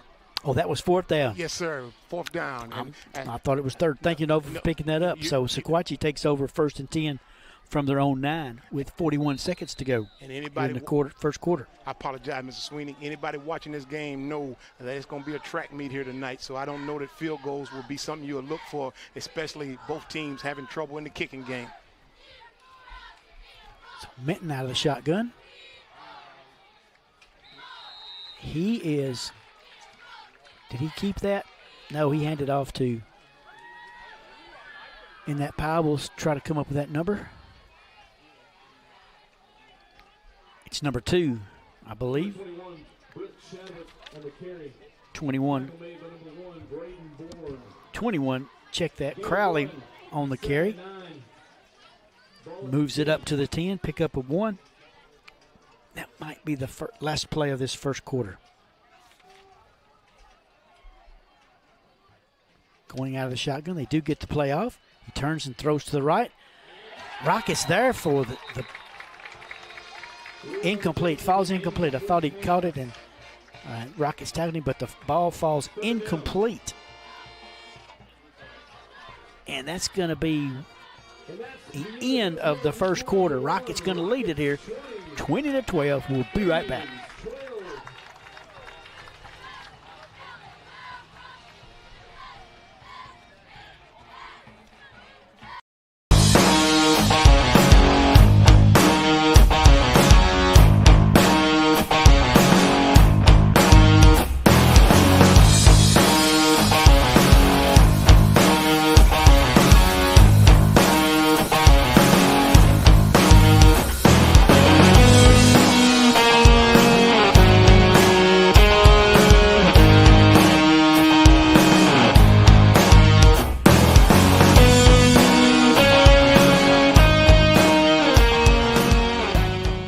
Accounting doesn't have to be complicated. At Morehead Cheek PLLC, we offer expert tax preparation and planning plus reliable accounting services for individuals and businesses. Whether it's April or any other month of the year, we're here to keep your finances in order. Find us at 3 North Horton Parkway in Chapel Hill or call 931-246-4425 or visit moreheadcheek.com. Morehead Cheek PLLC, your partner in taxes and accounting, every step of the way. Sequatchie County's going to have it from their own 10-yard line. Third down. Rockets need to get off the field here. 20-12 is your score as we start the second quarter. Minton, very strong arm. He throws nothing but on the line on a dime, Noble. He can zip that ball in there, and Rocket defenders are having a hard time keeping up with the wide receivers. First play of the second quarter. Out of the shotgun, he drops back to pass. Throws it out to the side. A great catch out there. Looks like is that 17? It's number 7. Catch made by number 7, Lucas Eisenhart. Eisenhart with the catch again. Mr. Sweeney, the last two plays, the one at the end of the quarter and the one to begin this second quarter, we've seen good on good, actually great on great. That time you've seen Eisenhart, number 7, catch a ball, went to the highest peak at the apex, caught the ball, Chandler snap in coverage. But I tell you what, prior play, Chandler snap disrupted the whole play and shot it down right on the other end of the goal line. Gets it out to the 26. They turn. Now he rolls out to his left. Throws out there again, right on the money, again to Eisenhart. Pass complete to number 7. He's going to have a really nice gain over there. Let's see where they're going to mark it. Number 13, Quincy Mitchell. They place the ball. Gain of 8. We'll call it 2nd and 2. A short 2 to go now. It's at the 34. 2nd and 2 for Sequatchie County. They give it right up the middle. Rockets do a good job, but I think he's still going to have his first down. Yeah, he was able to break that initial tackle and was able to pick up 3 additional yards and fall forward to pick up the first there, Mr. Sweeney. Crowley gets it to 39. A pickup of 5 and a Sequatchie first down. Mr. Sweeney, you talked about Minton. The reason why he's deadly is he has the ability to do both. Legs and his arm. He had 318 yards passing in the second game of the season. Minton out of the shotgun. They slap. The whistles blow. Got a penalty on somebody. Maybe the Rockets jumped. Rockets in the nucleus, in the interior of that defense, got a little antsy that time, going to give up 5 yards. And it's one of them matchups here tonight, Mr. Sweeney. Both offenses are electric, and what you cannot do defense for either one of them, you cannot give either one of these offenses any extra gear, any extra lead to roll with, because they both very special. Again, out of the shotgun is Minton. He turns, throws out to the right here, caught out there by number 2, I believe it is. Gets it right at the 50-yard line. He's maybe a little short at the 49. They're going to mark it. Number 2 is Griffith. So Griffith has his first catch of the game. First and 10, ball at the 49-yard line. And they have a plethora of wide receivers. You've heard Brown's name called quite often, number 11, but Griffith, Finch, and McIntyre, they have about 4 weapons at wide receiver available for Hunter Minton. Mr. Sweeney. Sequatchie, first and 10 at their own 49 now. Again, Minton out of the shotgun. Gives it up the middle. Breaks it outside a little bit. Rockets trying to tackle him around his shoulder pads. Not a very good job of tackling there. They do get him down, but not after he gets it down to the Rocket 45-yard line. And Mr. Sweeney, I think that may be a case where we may have been trying to strip the ball rather than bring the ball carrier down. So when you get a chance to check the film study out, coach will be looking for somebody to put a shoulder pad on number 22 because Kason Hicks, he's going to require some contact to come down. So second and manageable now for Sequatchie. Still out of the shotgun is Minton. Turns and throws again, right on the money. Caught out there by Eisenhart again. Is that? No, that's 2. That's 2 again. That's Griffith again with the pickup in Rocket territory. Got a flag, however. See if it was after the play. Ball is down to the Rocket 27, so a nice pickup. Pickup of 18 for Griffith on the catch. They might be adding some more to it. Yeah, indeed, the Rockets are going to pick up a untimely penalty, and that should get it down from the 27. 15 yards to put it at the 12. See if they go half the distance.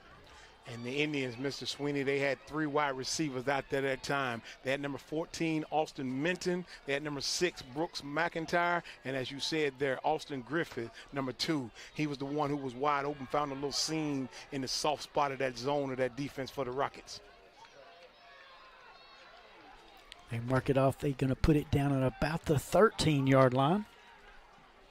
So half the distance gets it to the Rocket 13. Indians have the ability to throw or run, so that makes them very deadly down here. Minton turns, hands it right up the middle. Into the end zone goes number 22 for Sequatchie County, and that is Kason Hicks. Touchdown, Kason Hicks. So Hicks into the end zone and tightens this game up. It's 20-18. When we first heard the score last week of Sequatchie County against Cascade, we knew that Sequatchie County would show up and they would put some points on the board. So this is just going to be one of those cases where I guess perhaps you just have to figure out which defense can figure out how to stop the other offense sometime in the second half, Mr. Sweeney. Probably going to go for 2. Yes, looks like they are, to try to tie this thing up. It's 20-18. Still a lot of time to go here in quarter number 2. Minton out of the shotgun, turns, hands it to number 22 rather again. Tiptoes into the end zone. Pretty easy there, Noble, as this game is tied at 22. We'll be right back. In Chapel Hill, Tennessee, we're moving forward with strong tradition. Our town is growing, but we're holding tight to the country charm that makes us proud to call it home. From a world-class tractor pull, the Lions Super Pull of the South, to peaceful family days at Henry Horton State Park, to a friendly wave and greeting as you shop with our local merchants. We're building for the future while celebrating who we are. The town of Chapel Hill wishes all Forrest High School athletes the best of luck this year, and as always, go Rockets! Woo! If it's in your yard, it's not too hard for Tate. Tate Garvin at Garvin's Ground Control. Gravel driveways, landscaping, backhoe work, garden turning and lawn mowing, Garvin's Ground Control has got you covered. Quality workmanship and reasonable pricing make Garvin's Ground Control the heavyweight champion of ground control in the mid-state. He is the Ric Flair of lawn care, Mr. Tate Garvin. Give him a call, 931-703-7997. That's Garvin's Ground Control. He's a real big dude. Back here at Forrest High School, it's a 20-20 game now, as we've seen a little bit of everything here tonight, Noble. 8:31 to go here before halftime. We're all tied up at 20. Rockets going to get the ball back. And here's a case where I would not be surprised to see the Rockets on this drive, with the ball in the air. So Braden Bourne, be ready. Isaac Cruz, be ready. Squib kick goes down the left side, picked up by the Rockets, dropped by the Rockets, and gathered up by Sequatchie County, I do believe. I think you are correct, Mr. Sweeney. It bounced off one of the black jerseys for the Rockets, and that's how you do special teams. You just want to try to get that ball to kind of hit off of one of the opposing teams. It makes it a live ball. So both coaches have decided to roll the die, and they both come up with an opportunity to get an extra possession in this contest. So the Rockets with a miscue here, still 8:31 to go, and Sequatchie's going to have it right back at their own 49-yard line. Turnover Rockets. And that's an opportunity that defense had just got off the field, and they got to go right back on, Mr. Sweeney. Out of the shotgun is Sequatchie County again. He turns and throws to the right on the money again. It's caught by number 2 across the middle. Number 2, Austin Griffith. Griffith with the catch inside the Rocket 35 to about. Griffith's going to get it to the 34, the Rocket 34, so that's 16, that's 17 yards on that catch. Griffith again found a little seam in the soft spot of that defense, and again, you got to tip your hat to Hunter Minton. He throws a very accurate pass with nice little velocity on it. He is right on the money, out of the shotgun. He's going to keep it this time, fakes it up. Oh, he's got a lot of room. He's running straight up the middle. He's toward the end zone. He's into the end zone. So Sequatchie County, after a Rocket miscue, Minton has got him the lead. It's 26-20, Sequatchie. You may get tired of hearing it, Mr. Sweeney, but he's showing you why he comes in as a dual threat quarterback. Clearly, he's the leading passer being the quarterback, but you got to know something special when you look at the stats and see he's the leading rusher coming into this contest. So we knew they were strong. We're finding it out right now as they line up to kick it this time. Number 17, Becerra with the kick, left footer. It's up, and it's good. So Becerra makes it a 7-point game. It's 27-20. We'll be right back.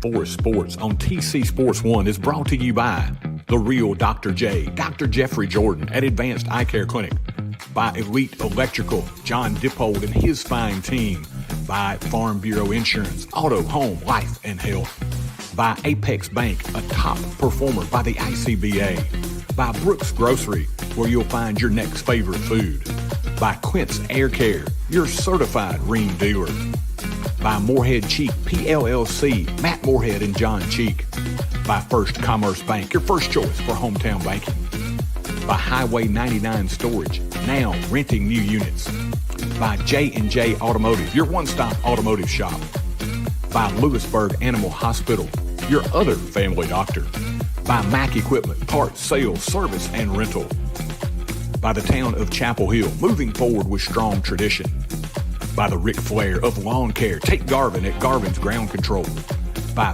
P4 Physical Therapy, Logan Hollingsworth, and by EquipGo Rental, your home for equipment rental.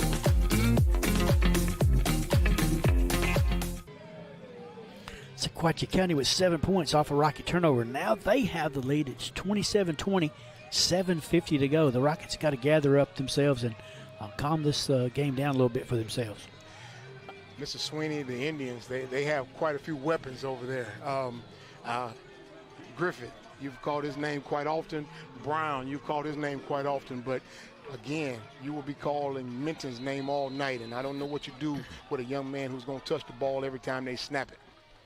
26, Lazarez to kick. He's going to kick it on the ground again, the same spot as before, which picked up by the Rockets. And off to the races we go. And this time, the Rockets make them pay as Cruz sure-handed Isaac Cruz on the special teams. Boy, that man is a special teams whiz for the Rockets. Takes it deep down the field into Sequatchie territory. Rockets are going to have it at about the 35. Yes, the 35-yard line.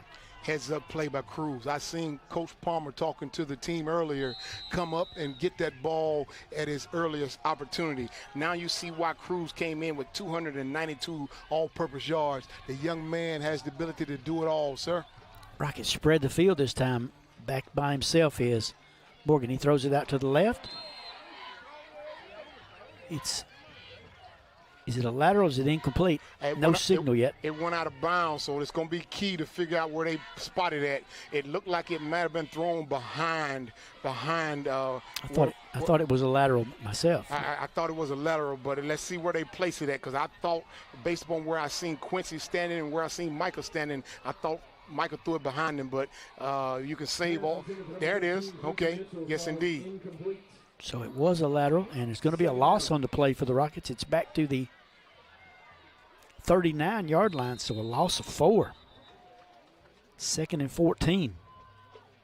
And we have an official timeout, and I think it's great officiating. What they're going to decide is they're going to have a conversation to discuss exactly what you were trying to figure out, Mr. Sweeney. Whether it was a forward pass or a lateral. And the white hat gets together with the line judge over here.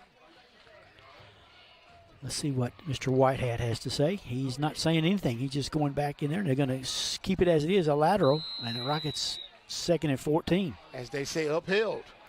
Quincy in the backfield this time. Morgan turns and hands it to him, running left, up the middle, breaks it. 1 tackle. Small gain. According to Quincy, gets it down to the 35-yard line. Pick up a 4 on the play. That's 12 carries for 98 yards. Hadn't called Quincy's name in a while. The Rockets hadn't had the ball much lately. They have not. He's still got 98 yards. And Damon Hall, number 63, Mitchell Todd over here on the left side. Great job of providing the hole for Quincy. Quincy in the backfield again, 3rd and 10 for the Rockets. Quincy laterals it out to Cruz. Cruz throws a halfback pass and it gets intercepted. Do we have a flag? Flags are everywhere. Let's see. There's a flag down there about to where the ball was being caught. See what the flags are all about. May have more than one flag. It certainly will be the Rockets' ball when they get finished. I've seen the official, and we'll just wait on the official ruling. It is going to be interference against Sequatchie. So Cruz's pass in traffic, but still a pretty good pass, as far as that goes. But Mr. Sweeney, that ball was thrown. It was double coverage, and it was underthrown, Mr. Sweeney. So it was an opportunity where we got away with that one because it was a play that was drawn up, and the way it was drawn up certainly probably was drawn up much better than we executed it out here tonight. So I'm sure in practice it worked out beautifully, but I would have loved to have had an opportunity maybe to see us see the double coverage and maybe just tuck that one and run with it and pick up whatever you can. But that ball had an opportunity, but it had to be put out in front of the wide receiver, and it did not have enough air on it, Mr. Sweeney. Yeah, that was a real busy play, if you will. A lot going on that. Not much result for the Rockets, but they did get lucky with the pass interference. Handed up to Quincy up the middle. Number 22 going at it with number 63 for the Rockets. Quincy's going to make a modest gain out of it. Gain of 5, 2nd and 5. Takes it down to the correction, 2nd and 6. Ball at the 16. Gets it down to the 16. Pick up a 4 on the play. And Mr. Sweeney, going back to that previous play, Sean David was out. He had 3 steps on the defender, so we will see that play again before the season is out. Sean David, he'll be able to get a touchdown on that next time. Quincy behind Morgan. Now he goes in motion to the left. Morgan's going to keep it right up the middle. Oh, he's got a lot of room. Good move to the left. Going to have a pretty big gain. May have a first down. Looks like it's about the 6-yard line, Noble. If that's the case, it's going to be first and goal. Look at number 1, Braden Bourne, number 61, Lachlan Morris. They provided key blocks that time, and Michael Morgan clearly read both of those blocks, and he showed you exactly why he himself is a dual threat. We have 2 special quarterbacks here tonight, Mr. Sweeney, and I tell you what, if you're in the stands, you're getting a treat, and if you're at home watching it on TC Sports 1, you're getting a treat as well. Soft hands, Michael Morgan does a great job of ball faking the ball. Quincy's back there with him. He's going to turn, fake to Quincy, going to keep it again. Make a couple of yards inside the 5. See where they're going to mark it. Inside the 5, about the 3. Gain of 2, 2nd and goal. Great job on the edge that time. Britt Chadwick for the Indians, not allowing Michael to have much room to be able to get in between that little crease that was available. They put it at the 4, pick up a 2. 2nd and goal from the 4. Quincy again back there with Micah. 2nd down goal for the Rockets. Trailing in this game. Oh, it's a fumble. And he just falls on it. What an unfortunate play. We've had several of those in the last couple of games. That was untimely there, Mr. Sweeney.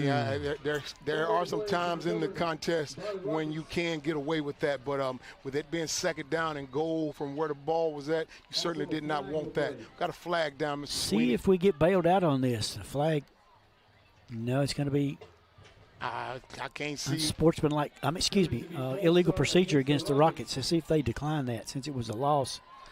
They'll take the loss and the down on that, I'm pretty sure. Absolutely. They've already done that. It's confirmed. They do take the play.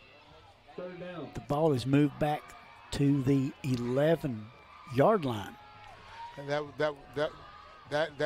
hurt there, Mr. Sweeney, because not only 2nd and short yard, goal to goal, but now you put yourself in a situation now where you make it very difficult, and you may even have to consider putting the ball in the air, Mr. Sweeney. Makes it 3rd and goal from the 11. Quincy in there at tailback behind Micah Morgan. Micah's got it. Hands it to Quincy running right. Shucks to inside to the left. But they're waiting on him for an instant that time. Quincy made a good move, but too many Sequatchie County people there able to make the tackle. Going to get it down to about the 8-yard line. Pick up a 3 for Quincy. Tell you what, Mr. Sweeney, going for the 3.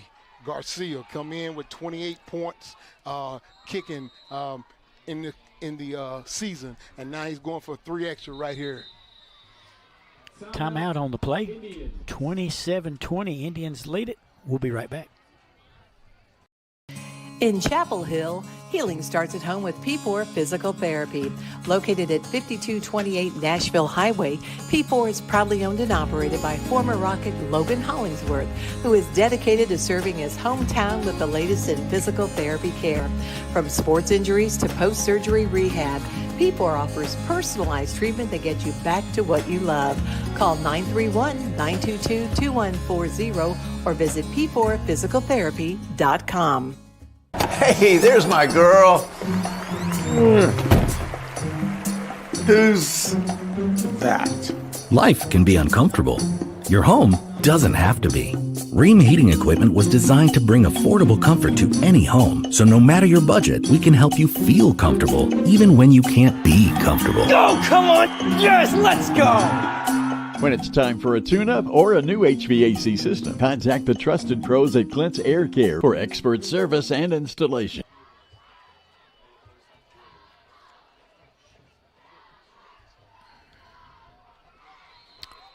In for the field goal tip is Garcia. They're going to place it at the 15-yard line. Make it a 25-yard attempt. Plenty of leg on it. And it's true. So a 25-yard field goal makes the score 27-23. We'll be right back. In Chapel Hill, Healing starts at home with P4 Physical Therapy.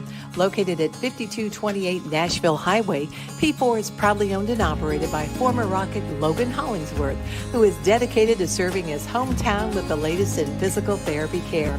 From sports injuries to post-surgery rehab, P4 offers personalized treatment that gets you back to what you love. Call 931-922-2140 or visit p4physicaltherapy.com. Hey, there's my girl.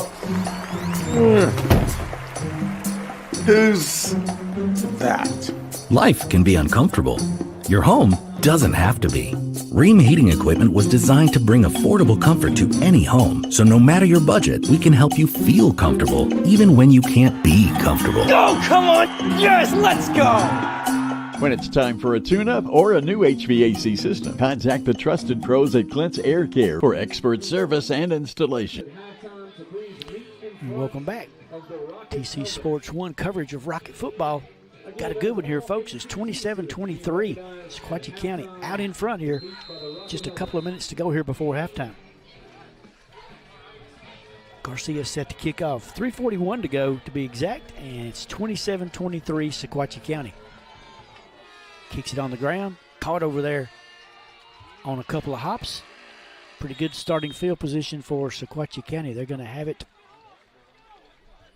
at about their own 48, it looks like, maybe 49. 49, they're going to put it down. First and 10 from that point. Mr. Sweeney, right in the same thought process you are. Isaiah Garcia putting those three on the board. Great deal of confidence that Coach Palmer was able to give that young man, because with a couple points given up here and a couple points gained there in the kicking game, it could be the decision maker in this game when it's all over. Great job, Garcia. Great job, Coach. Minton turns, keeps, has the option, running left, and who's got it over there? Is that Griffith, number 2? Number 2, Austin Griffith. It is Griffith. Number 2, Griffith gets the option pitch.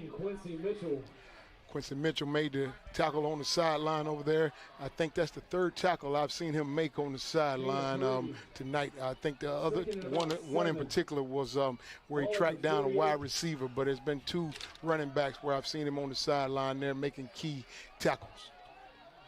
Pick up a 3. Minton gives running left. Is Sequatchie, breaks a lot of tackles, gets knocked out of bounds. There's a flag on the play. You're going to add 15 on it, I guess.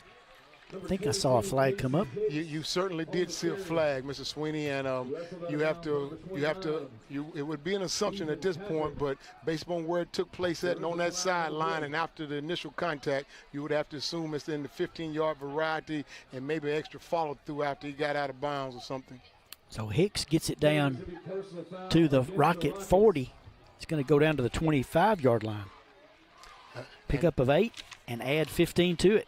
I apologize, Mr. Sweeney, and there we are again having that same conversation that we've had a couple times in this contest about both sides. You certainly don't want to help out either one of these offenses. Yeah, Rockets, a lot of mistakes here, especially in this second quarter. Minton played a great game so far. He turns the hands to number 22 again. Hicks running left. He's in a big pile of young men out there as they all fall down. And it's going to be another flag holding. So that will be good for the Rockets, not so good for Sequatchie. There you go. Eventually, perhaps you can only hope that it all balances itself out. So you give up 15, and they get 10 of it back to you. So, yes, indeed. So it's going to put Sequatchie County, the Indians, behind the sticks. But here's the thing, Mr. Sweeney. Something has to happen, and somebody has to do something with Austin Griffith. Let's see if Austin Griffith, number 2, can find a little cushion in the zone of that defense.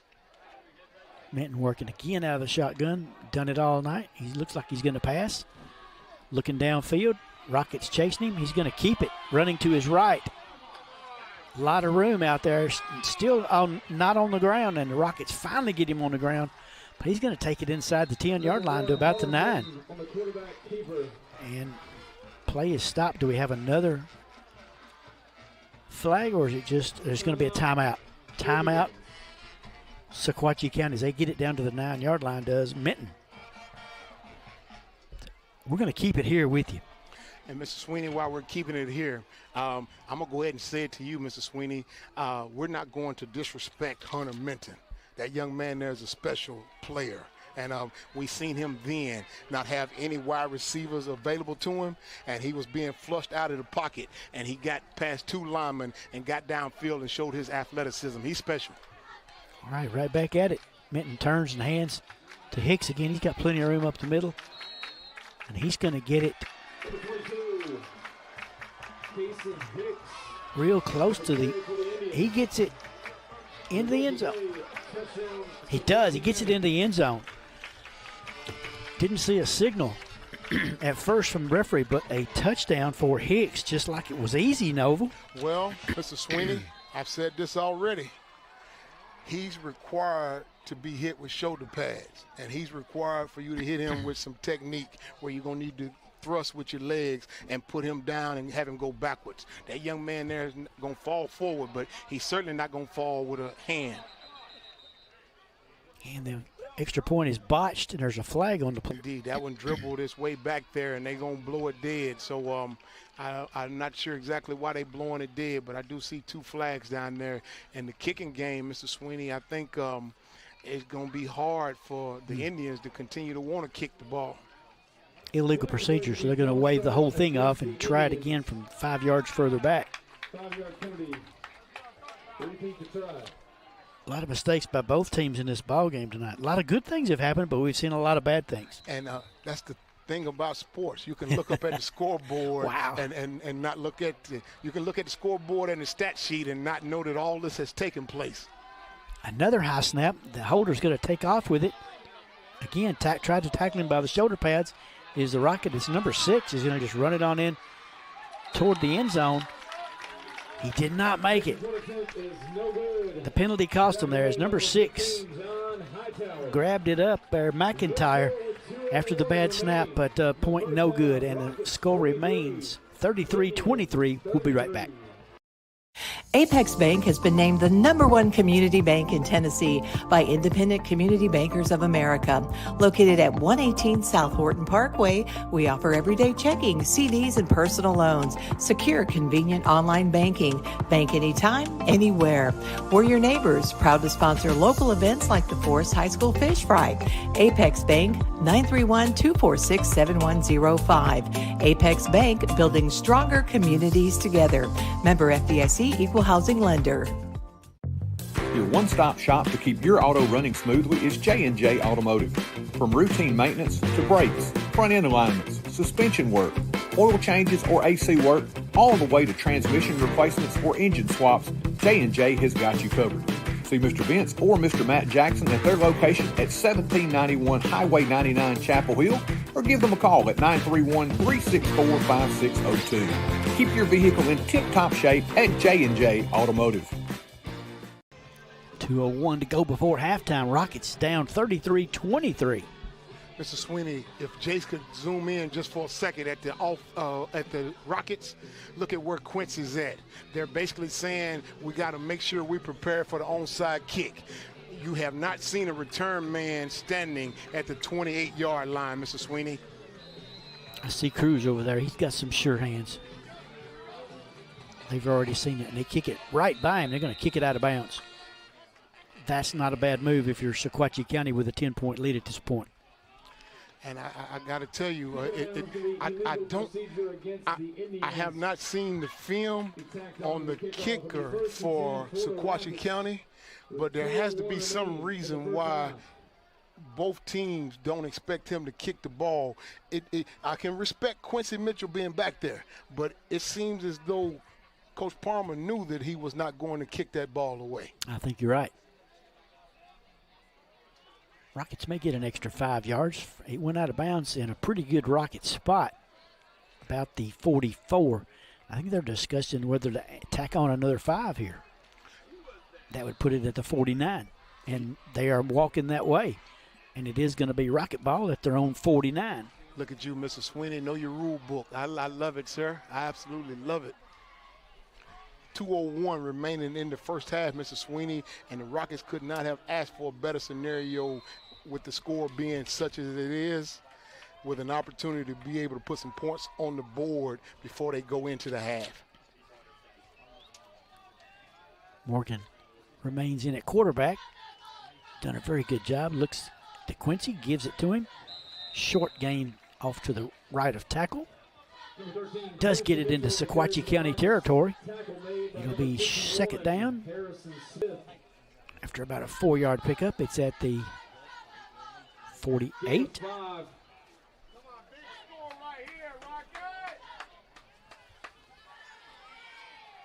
Back to passes Morgan. Oh, a screen over the middle of Quincy. Got a little bit of room. Gets through one tackle and gets it inside the 40 for a Rocket first down. So a nice call. The screen pass to Quincy works, Noble. It was called beautifully. And I tell you what, usually in a situation like that, it probably would have went for something a little bigger. So you want to credit the Indians for not allowing that to go to the house, because Coach Palmer had the right call up, because they brought the house on that. Those 4 down linemen came up rushing. First pass receiving yards for the Rockets. Quincy running left. Gets outside, breaks a tackle, breaks another one. They're hanging on, and he's still dragging them. Got a flag after the play, way out of bounds. And Quincy just dragging folks. And he got punished after he went out of bounds, looks like. He did. Watch here. Here it is, Mr. Sweeney. Now watch this individual effort here. And Quincy is going to say, you're not going to bring me down unless you put a shoulder pad on me as well. And an extra drive out of bounds there. It goes both ways, both teams. You cannot do that. We've seen it on the other side, on the opposing side. Drove the player out over there in the Indian section. They drove Quincy out over here in the Rockets section. And here it is again, Mr. Sweeney. A great scenario for the Rockets to be able to put points on the board. They have time on the clock, 3 timeouts, and they have weapons in the backfield. They're going to place the ball down at the 15-yard line. So he got it to the 30, pickup of 8, and then the penalty gets it down to the 15. Rockets out of the shotgun is Morgan. Man in motion is Quincy. Back to pass. Throws it out to Cruz. Cruz shaking and baking. He's out of bounds. Should stop the clock. So Cruz with a nice pickup. Play before that, Quincy picked up 8 on the pass reception. Now Cruz is going to have a pass reception down to the 10-yard line. So pick up a 5 for Cruz on that pass and catch. Cruz was able to get out of bounds, allowing Coach Palmer to keep those 3 timeouts. It started with 1:05 when that play snapped. That got it down to 39 seconds left on the clock. Still able to save those 3 timeouts. So gives you the opportunity, Mr. Sweeney, to run the ball with Quincy or Micah and have an opportunity to call a timeout. Play clock down to 3. They do get it off. Fakes it. Morgan up the middle. Did he get in the end zone? No, he didn't quite. Tackle made by number 22. Now the Rockets going to use one of those timeouts. He got it down to about the 7. I thought they were closer, but they weren't. 7-yard line. Rockets take a timeout. We'll take it with them. We'll be right back. In the heart of Chapel Hill, there's a small-town grocery with a big selection, Brooks Grocery. From crisp produce to shelves full of your favorite brands, Brooks has it all. The deli offers a hot bar daily and even sushi. At Brooks, the employees aren't just staff, they're your friends and neighbors. With new items arriving all the time, you might just find your next favorite food at Brooks. Don't be chicken to try something new at Brooks Grocery. Big selection and hometown heart. They call him the real Dr. J. No, not the basketball legend, Dr. Jeffrey Jordan. He may not dunk, but he does bring slam dunk vision care to Lewisburg. And his team, nearly 100 years of combined experience. We're still trying to figure out how they all started in middle school. But jokes aside, Advanced Eye Care Clinic takes your vision seriously. From cutting-edge technology to a warm, beautiful office at 815 East Commerce Street, you're in great hands. Call 931-359-4373 today. Your eyes will thank you. 3rd and short for the Rockets. Quincy in the game in the backfield. Micah slaps his hands, trying to get him to jump off sides. Got a flag over there. Maybe the Rockets moved.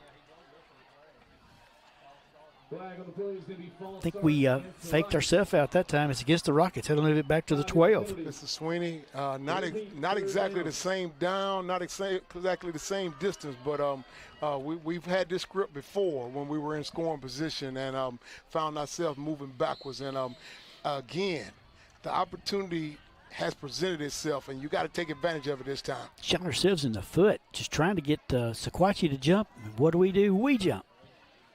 Third and a little bit longer now. He rolls out to his right.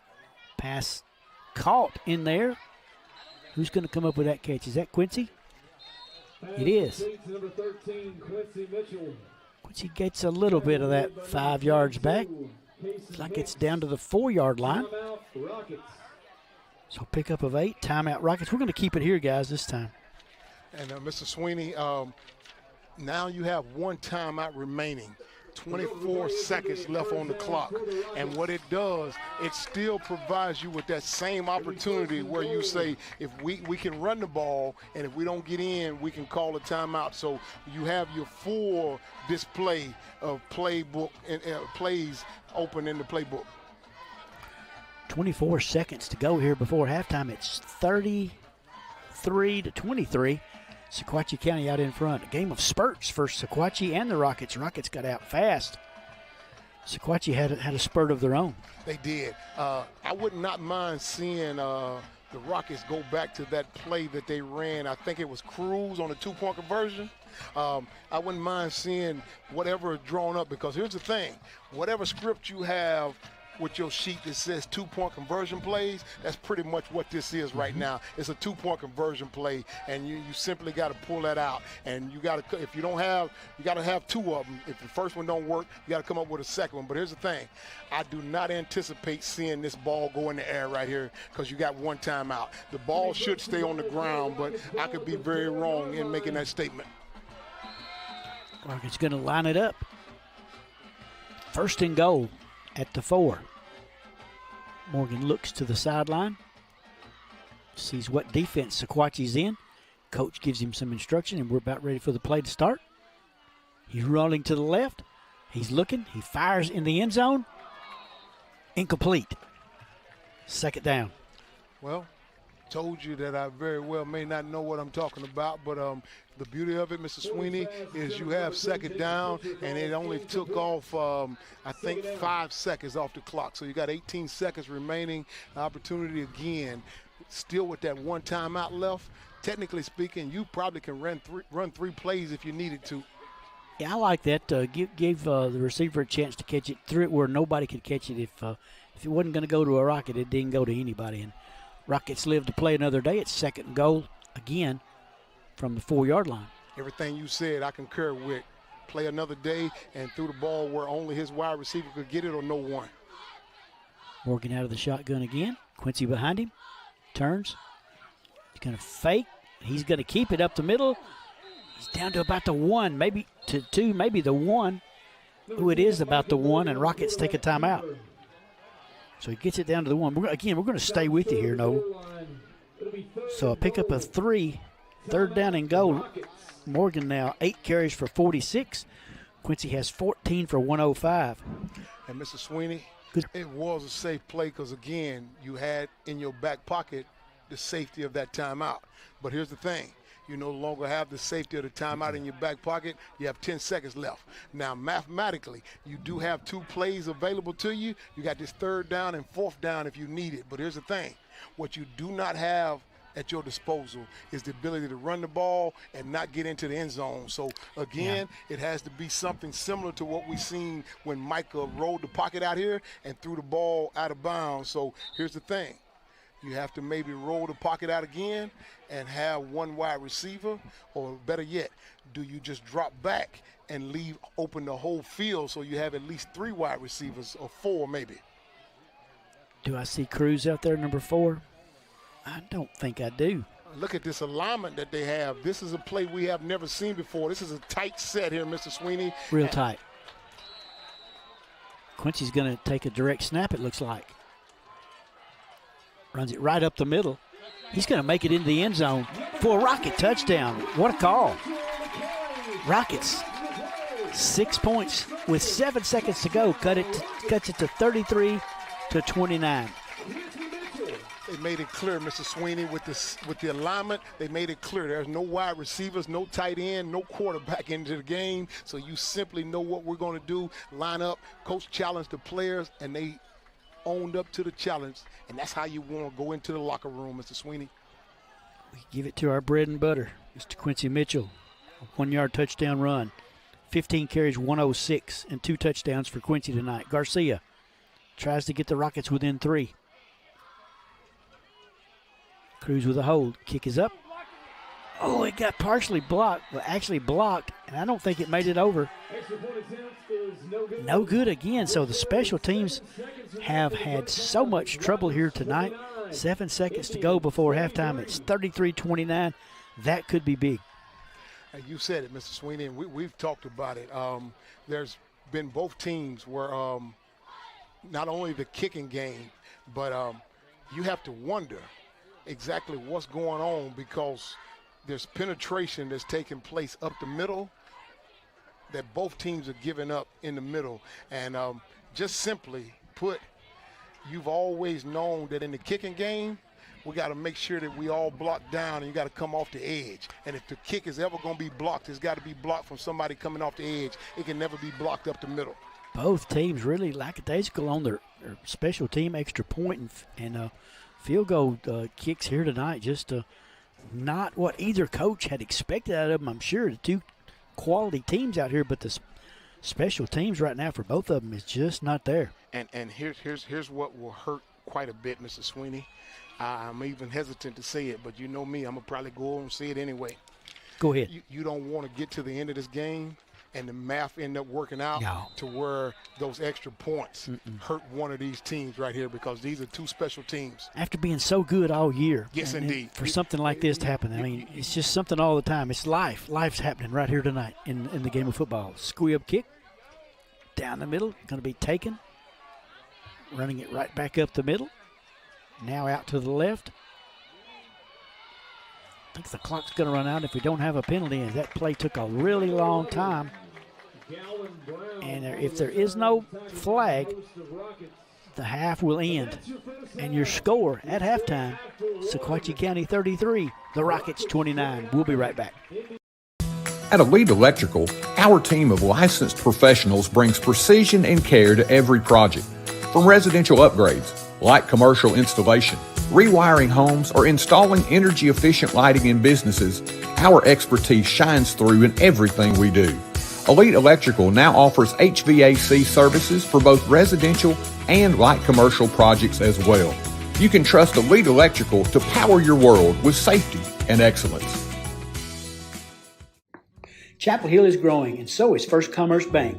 With new locations opening, we're making it easier to serve you wherever life takes you. New technologies have provided many new windows to help make your banking experience easier, but our commitment to personal service hasn't changed. We're right here with you, supporting what matters most. Other communities are now finding out what Marshall Countyans have known for over 20 years. First Commerce Bank, your first choice for hometown banking. Member FDIC and an equal housing lender. At Farm Bureau Insurance of Tennessee, we've called this state home for generations, which means we've been helping folks protect what matters most for over 75 years. Whether it's your car, your home, or the life you're securing, we're here with coverage that fits Tennessee. Bundle your coverage with us. If you're looking for one place to cover your insurance needs, no one is better suited to cover Tennessee than a Tennessean. Farm Bureau Insurance of Tennessee. Tennessee Insurance for Tennessee Life. See your local agents, Scott Bond or Troy Cashin. Looking to tackle your next big project? At Equip Go Rentals, we've got the tools and the equipment you need. From skid steers, mini excavators, trenchers, and stump grinders to everything in between, we provide reliable, high-quality rentals to help you get the job done right. Whether it's construction, landscaping, or a home project, count on Equip Go for affordable rates, dependable service, and the right tools every time. Stop by our 401 North Horton Parkway location in Chapel Hill or give us a call at 931-364-RENT. And if you all will look down on your field, we're going to kind of listen in. We'll tell you about it. Connor Harmon, Josh Dowd, Josie Brown, Scores of 23, Journey Sadler, Michaela Pashby, Jordan Northam, Matthew Morgan, Liliana Cerezo, Robert Bly. Scores of 24, Hannah Miller, Bobby Matlock,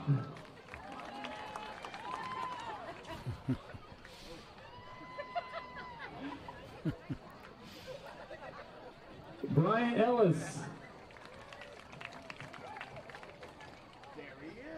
Ziva Knight,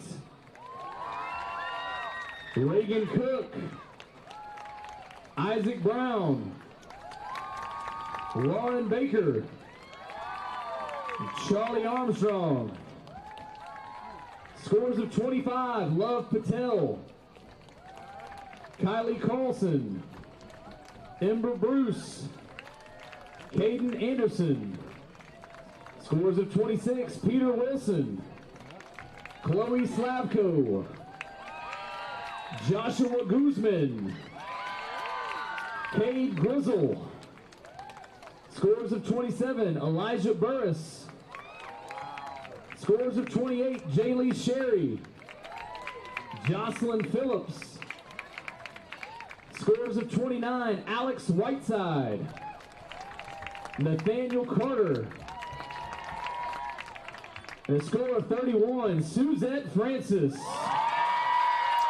Ladies and gentlemen, let's give it one more time for these seniors and their ACT scores. A lot of seniors out there with great ACT scores, and our own Peter Wilson was out there with, was it a 26? Yes, indeed. And Peter, unfortunately, he was working with us, Mr. Sweeney, and got caught up in the traffic with the band there, the band, the Blue. Didn't able to get his face right out there, but we will shout him out. Mr. Peter Wilson's name was called, and for those who might have tuned in late and might have missed that or missed hearing your baby or your grandbaby's name called, those students there all have a score of 21 or greater on the ACT, and they were shouting out their accomplishments because what that did was automatically put them in a situation where they were guaranteed free scholarship money.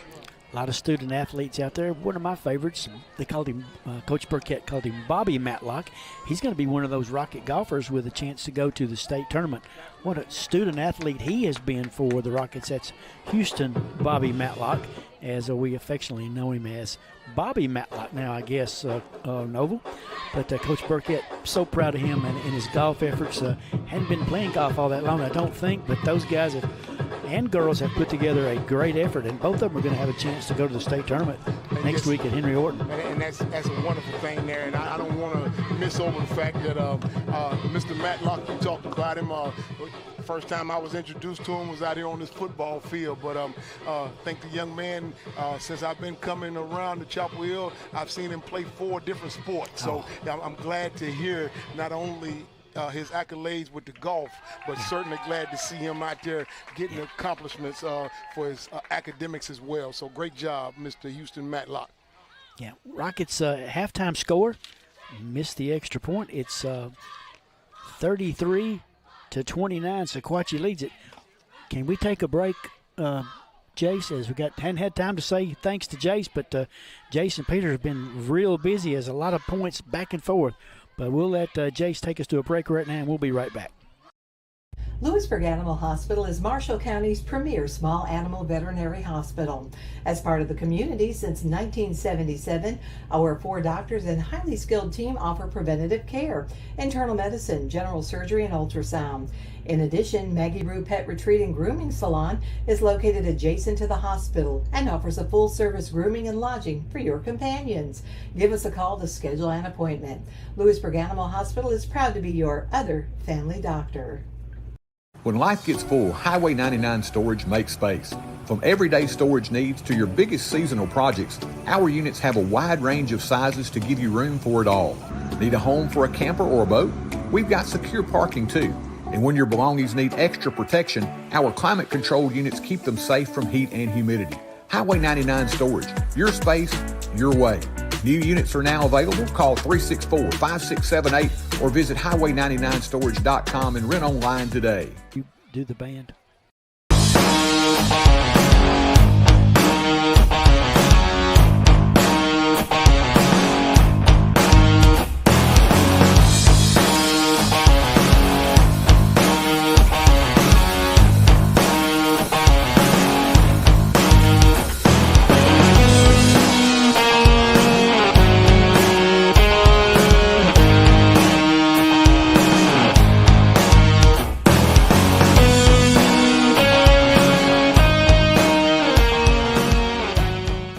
accounting doesn't have to be complicated. At Morehead Cheek PLLC, we offer expert tax preparation and planning plus reliable accounting services for individuals and businesses.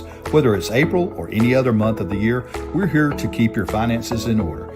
Find us at 303 North Horton Parkway in Chapel Hill or call 931-246-4425 or visit moreheadcheek.com. Morehead Cheek PLLC, your partner in taxes and accounting, every step of the way. In Chapel Hill, Tennessee, we're moving forward with strong tradition. Our town is growing, but we're holding tight to the country charm that makes us proud to call it home. From a world-class tractor pull, the Lions Super Pull of the South, to peaceful family days at Henry Horton State Park, to a friendly wave and greeting as you shop with our local merchants. We're building for the future while celebrating who we are. The town of Chapel Hill wishes all Forrest High School athletes the best of luck this year, and as always, go Rockets! Woo! If it's in your yard, it's not too hard for Tate. Tate Garvin at Garvin's Ground Control. Gravel driveways, landscaping, backhoe work, garden turning and lawn mowing, Garvin's Ground Control has got you covered. Quality workmanship and reasonable pricing make Garvin's Ground Control the heavyweight champion of ground control in the mid-state. He is the Ric Flair of lawn care, Mr. Tate Garvin. Give him a call, 931-703-7997. That's Garvin's Ground Control. He's a real big dude. All right, folks, welcome back to Forrest High School, if you will. Give your attention, the Band of Blue, Rocket Band of Blue, about to make their halftime presentation here as a very elaborate-looking set out there in Oval. And here they go, all scampering into position. Just settle in, folks, and take a look at this band.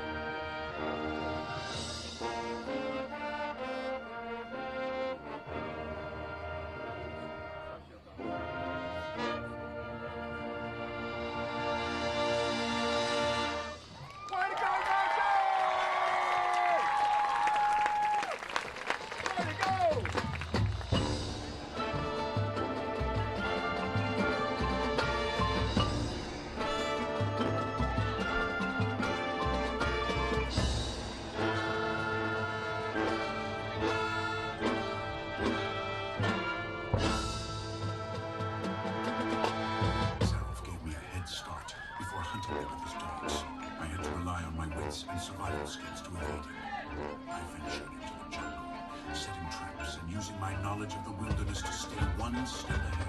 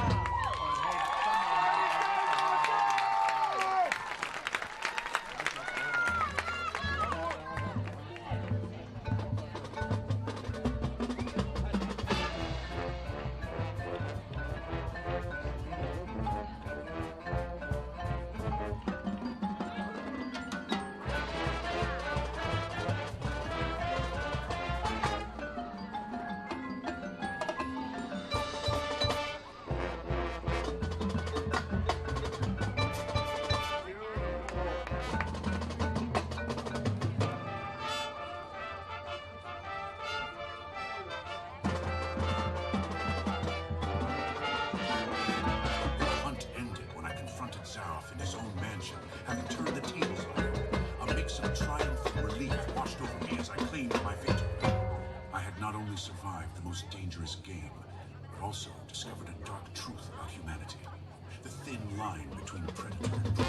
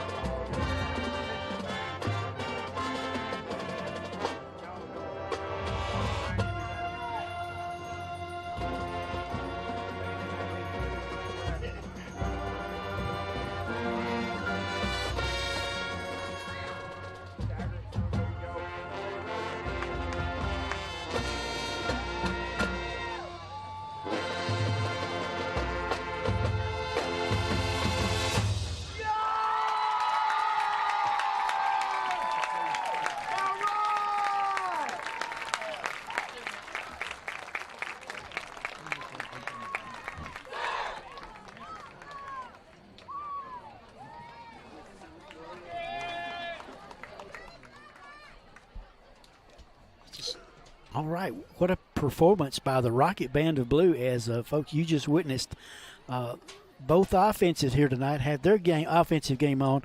This Band of Blue had their game on tonight, as they have made a performance just amazing. I know we had a lot of band support here at Forrest High School in Chapel Hill, and rightly so, because those young men and young women, Noble, just put on a great performance. Fantastic. Whenever I have the luxury of going to a collegiate football game, one of the things I look forward to is the band and the halftime show, and the precision in which they march, where everybody's on their mark, where they understand the formation, and everybody's crisp, and to be able to enjoy all the harmony and the unity, not only of everybody being in sync with each one, but the music that they play and being able to play songs sometimes that I can kind of understand and rock my head to. But what I just seen out there, you know that those young people put a lot of work in this week, and it showed on the field. And we're not talking about football game. Yeah. I'm talking about the Band of Blue. Those students there put a lot of work in throughout the week, and it showed right there on the field just then. They sure do. They put in just as much work as a football team, it looks like. Both offensives clicking tonight. 33-29, the Rockets traded here at halftime. A game started out with a bunch of big plays. Rockets on the board first. Michael Morgan scoring from 23 yards out. The extra point was blocked, and you're going to hear that a lot. 3 times the Rockets failed to convert to make the conversion on the point after attempt. 3 times each team, 3 times failed tonight. That was 6-0 Rockets at that point. Still in the first quarter, 8:50 to go. Quincy goes in from 38 yards. This time Rockets throw it to Cruz for the 2-point conversion, make it 14-0 Rockets. And I'm thinking we're off to the races here. Still with 6:26 to go, Chadwick for Sequatchie goes 59 yards. for a touchdown. Run failed. It's 14-6 Rockets still. And then Tincher takes the kickoff back after that, and he goes 79 yards for a touchdown. Another big play. This time the kick was blocked again, and the Rockets still led 20-6, and I still think we're in pretty good shape. And then 5:31 to go, still in the first. Brown, a 44-yard pass from an excellent throw from Minton. Kick was blocked, and it's 20-12. Rockets still lead, but it's getting a little more precarious now. 8:31 to go, in the second quarter. Hicks for Sequatchie goes in from 13 yards out. This time Hicks again takes the 2-point conversion run in, makes it successful, tying the game up at 20. And not long after that, I think the Rockets fumbled the onside kick. 7:50 to go. Minton, a 34-yard run. Becerra kicks the extra point, and it's 27-20 Sequatchie, and now they've got the momentum. 3:41 to go in the second. Garcia for the Rockets slows them down a little bit with a 25-yard field goal, cuts the lead 27-23. But Hicks goes over from 9 yards out with 2:01 to go. The run was no good for the extra point, and it's 33-23. And the Rockets are going to get one more shot at it, you think. And they do. With 7 seconds to go, they do run it down to 7 seconds. Quincy Mitchell goes in from 1 yard out. Extra points blocked again, and it's 33-29. That's where we are here at halftime. In your halftime stats, you're going to find that Sequatchie County is getting it done on the ground and through the air tonight. I'll go first for Sequatchie. 14 carries on the ground, good for 186 yards. 7 of 9 passing is Minton for 119. Total offense 305 for Sequatchie County. The Rockets rushed it 23 times for 152. 4 of 6 passing for 31 yards. Total offense 183. So Nova, we're outgained over 100 yards, 305 to 183. The game is kind of close. It's 33-29, but Rockets and Sequatchie County both have made plenty of mistakes in the special teams and the kicking game, which is the special teams, but just penalties and all kinds of mistakes in a high-scoring game here. Yes, indeed. And Mr. Sweeney, what I'll probably be interested in hearing, because maybe I wasn't able to lock in, how many plays for each team? That's always big, too. 29 offensive plays for the Rockets and 23 offensive plays for Sequatchie. So kind of close to even. Rockets lead in that category by a small margin. But the Rockets, let me do the individual stats while we're here, while we have a moment. Quincy Mitchell, 15 carries for 106. He had a couple of touchdowns in that first half, one from 38, and then the last one from 1 yard out. Michael Morgan, 8 carries for 46. He had a 23-yard touchdown run, made it look easy. And those are the only 2 ball carriers for the Rockets. And let's see, for Sequatchie County, they had several carriers. Austin Griffith, 1 carry for 3 yards. Hunter Minton, not only did he get it done passing, he's got 2 carries for 60 yards. One of those a 34-yard touchdown run, and then another first down carry of 26 yards. So look for him to maybe able to carry the ball more in the second half himself. But he's done a great job passing and running, so no problem for Minton tonight against the Rockets.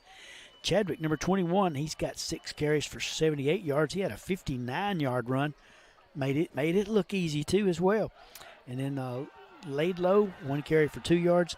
Kason Hicks came on late in the first half and just tore it up, too. 4 carries, 33 yards, 2 touchdowns for Mr. Kason Hicks. So they have done a good job spreading the ball around to various players, and they're hanging on to a very precarious lead. It's 33-29 at halftime. We're just about ready for the second half kickoff. And Mr. Sweeney, as I was listening to you, a couple things did jump off the page at me. And the reason why I wanted to know how many plays each team has run, that's a lot of points that we have watched in that many plays. Think about it. The Rockets, 29 plays versus the 23 plays for the Indians. And for us to be sitting up here looking at, respectively, 29 for the home team, 33 for the visiting team, that's a lot of points in the first half. And anybody in this region who's going to get a chance to watch this film, they need to know they're going to have to go up and down the field against these 2 teams. Also, what also jumped out at me, Mr. Sweeney, you talked about the momentum. and I seen the momentum as I was watching your stats, because everybody know by now I'm a visual learner. The Rockets jumped out 20-6. I know the Indians was not expecting that when they got off the bus, but guess what? The Indians showed you exactly why they have the stats they had coming in. They ran off 21 unanswered points as a result of that, and they took the momentum. So what does that mean? That means this second half, not only are we looking for what kind of adjustments each team make, but you need to know that both teams have the capability of putting in some weapons. Rockets try the onside kick. Gathered up nicely out there by number 9, Max Newsom. Good job of Newsom to secure that ball. And Sequatchie's going to have it at midfield, 1st and 10 from the 50. And Mr. Sweeney, give me your logic, give me your thought process, because I know you and Troy are always talking about riverboat gambling and going for the onside kick. Can you explain to me why we're getting so many onside kicks in this contest? I think we're afraid of the big play, I guess. That's the only thing I can think of. I would rather have kicked it out of bounds about the 35 or something. I don't want to give either one of these teams this great starting position. Great field position, as you mentioned. Minton back in there at quarterback, keeps it. Running left, doesn't get much, maybe a yard. They're going to give him 1. He takes it down to the Rocket 49, 2nd and 9. Great job. I seen 7 in there. Number 7, Sean David, off in there in the interior. And here's exactly what you want. 2nd and 9, as you can hear the broadcaster there, the PA announcers say they're 2nd and 9, so you know Minton is deadly. You talked about his stats, Mr. Sweeney. You want to see if you can get them behind schedule, maybe 3rd down and long. Loss of down right here, what we need. Got Hicks in there with him this time. Looks to swing it out to the right, and he does. And Minton catches Hicks down the right sideline. A huge pickup. Don't see a flag, so it looks like it's going to hold up in Rocket territory at about the 21. Minton showed you one more time. He just kind of lulled the lineman to sleep as he just kind of backpedaled a little bit, let him keep rushing, and he allowed Kason Hicks to roll right out into the flat, and nobody picked him up. And Kason Hicks just picked up yards after the catch that time, but great job by Minton one more time. Pick up a 28. Back to the shotgun they go again. Minton making it look easy. Gives it to Hicks up the middle. Plenty of room. Rockets finally get him down as the Rockets number 3. Dustin Jett. Jett comes in there to make a touchdown save and tackle, as it turns out. And I want to credit Jett for that. He did exactly what was required to bring Hicks down. Shoulder pads and helmet is going to be required in this. Gets it down to 11. 1st down pickup for Hicks. He's got 44 carries, 44 yards now on 6 carries. Taking their time out of the shotgun again is Minton. Got Hicks behind him again. Slaps his hand, gets the ball, gives it to Hicks again. Plenty of running room. And on in to the end zone for a touchdown, I believe. Don't see any arms raised. Touchdown, it is a touchdown. So Hicks goes in from 11 yards out, and Sequatchie adds to their lead. Mr. Sweeney, correct me if I'm wrong, sir. 3 plays? Took 3 plays, right? Ooh, not many. Let's see. Started at midfield, went 1, 2, 3. That was the 4th play. 4 plays, really quick. Yes, indeed. 4 plays. 10-11 to go as they line up for the extra point. Becerra, left-footed kicker. Kicks it through the uprights. New score with 10-11 to go. It's 40-29, Sequatchie County. Apex Bank has been named the #1 community bank in Tennessee by Independent Community Bankers of America. Located at 118 South Horton Parkway, we offer everyday checking, CDs, and personal loans. Secure, convenient online banking. Bank anytime, anywhere. We're your neighbors, proud to sponsor local events like the Forrest High School Fish Fry. Apex Bank, 931-246-7105. Apex Bank, building stronger communities together. Member FDIC, Equal Housing Lender. Your one-stop shop to keep your auto running smoothly is J&J Automotive. From routine maintenance to brakes, front-end alignments, suspension work, oil changes or AC work, all the way to transmission replacements or engine swaps, J&J has got you covered. See Mr. Vince or Mr. Matt Jackson at their location at 1791 Highway 99 Chapel Hill, or give them a call at 931-364-5602. Keep your vehicle in tip-top shape at J&J Automotive. Four-play, 50-yard drive gets Sequatchie County a bigger lead. It's now 40-29. Can't stop them, Noble. Cannot, and I tell you what, Mr. Sweeney, that may be the reason why we're doing onside kicks for both teams, because maybe everybody has decided they can't stop the opposing team. This was going to be kicked out of bounds across the way on Sequatchie County's sidelines. Rockets will have it. See where they decide to place it here. Well, they're going to place it, yes, indeed. I think it'd be right around the 33-yard line maybe. One of the Rocket players touched the ball on his way out of bounds there, Mr. Sweeney. That's why it's not at the 35. Yeah, I think you're right. It was an attempt at a recovery, at a catch, and it went off the hands of the Rocket player and went out of bounds there, Mr. Sweeney. So not necessarily, by definition, not necessarily kicked out of bounds. Rockets going to have it at 1st and 10 at their own 31.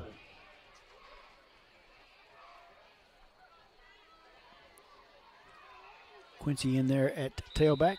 Micah in the shotgun again. See if the Rockets can answer. It's been back and forth all night long. Up the middle goes Quincy into a big pile of manhood there.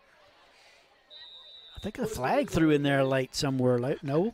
Your eyes are working, my man. Your eyes are working, and it's certainly not something you want to see this early coming out of the locker room. But whichever team it is, you can certainly believe that the coaching staff had a conversation at half about it. I believe it's a 5-yard variety of the face mask. It is. Going to add to that play.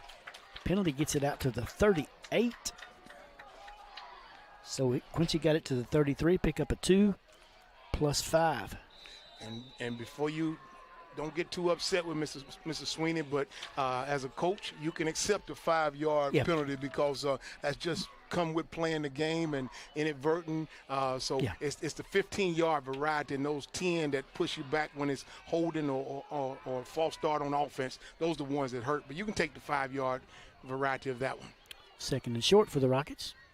Turns and gives it again to Quincy, and he's in a pile of nowhere to go that time as Sequatchie ready for him. Looked like the Rockets had a lot of blockers out in front of him, but just somehow one guy got around those blockers, and Quincy's going to be moved back to the 37-yard line. So that's a loss of 1 for Quincy there. Simplified, Mr. Sweeney. The Indians won attack. That's the reason why they came in early on, only giving up 1 touchdown here and there in the contest.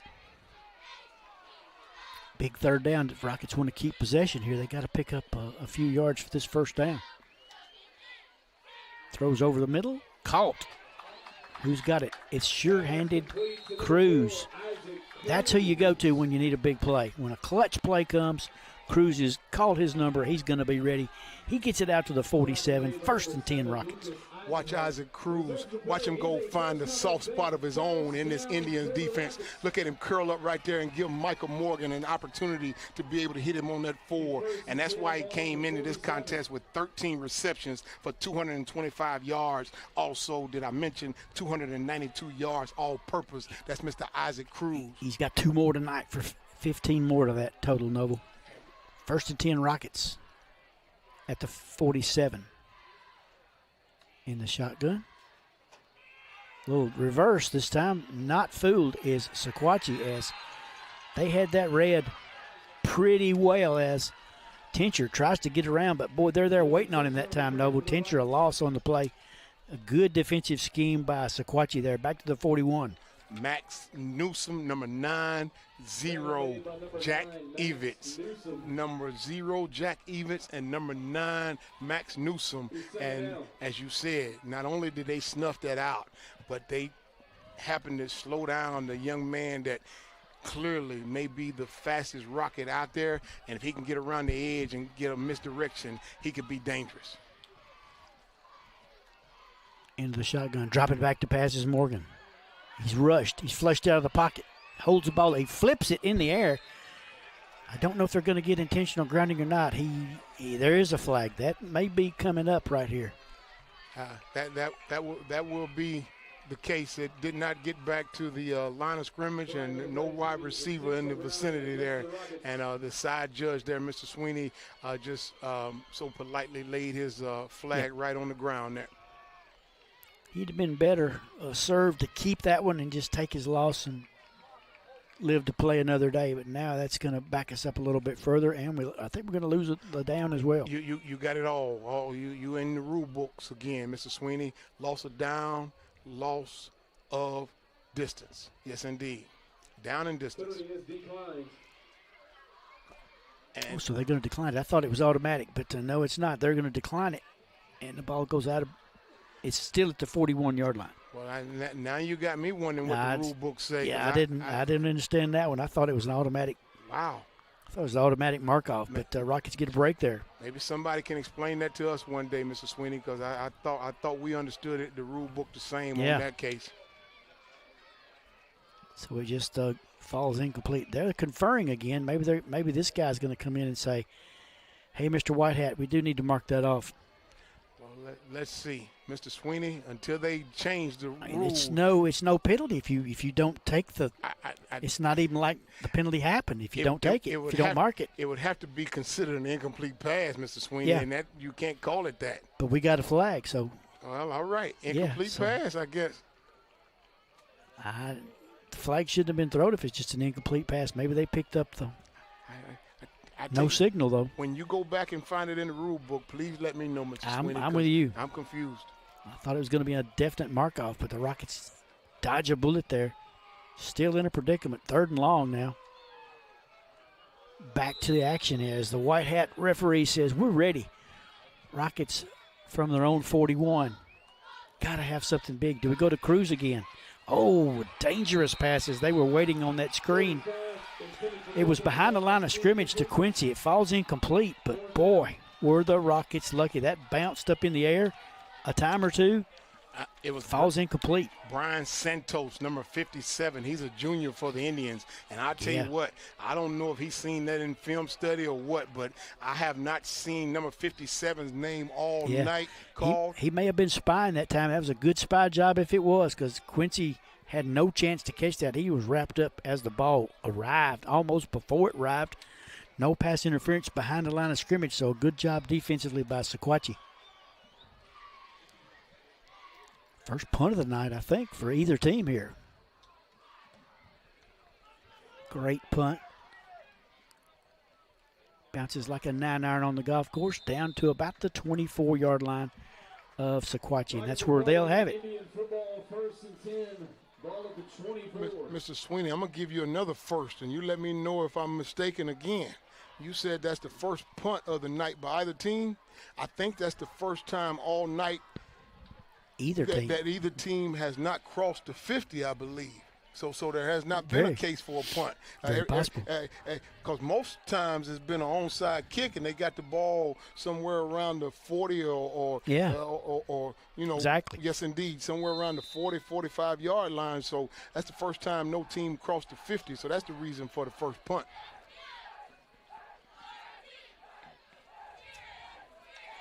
Out of the shotgun. Handed off to number 21 for Sequatchie, and that is Chadwick. I don't know why they got, Hicks was doing such a good job, but they've got a couple of good ones as Chadwick takes it that time. Short game, give him 3 on the play. Gets it up to 27. You made a good case for why Minton is leading rusher, because they spread the ball thin amongst their running backs. So don't necessarily worry about one getting hot, but Minton is their leading rusher for the game and for the season. Got Chadwick in there with him, does Minton. Fakes it left, keeps it right up the middle. Dodging everybody. Now he's getting outside to the left. Running room out to the left, taken down by Quincy. Good thing Quincy was there, the fastest man on the Rocket, one of the fastest men on the Rocket team. Stops him after he had a great gain there out to the left side, and a first down, Sequatchie. That was a special effort running the ball that time. He had to work real hard for that because there was a couple opportunities where it looked like he may kind of be brought down or whatever, but I seen about 2 little moves in there where he had a little slight hesitation where he got the defender off balance. And here's another flag, Mr. Sweeney. Let's see what this is. Play stopped as the Rockets are going to substitute here. Penalty's going to go against the Indians. 5-yard penalty. Whitehat will not make a motion this way. Did he make one when I did not see it? Yes, indeed. Illegal procedure? Okay, Yes, thank you, Noble. Yes, indeed. Back him up 5.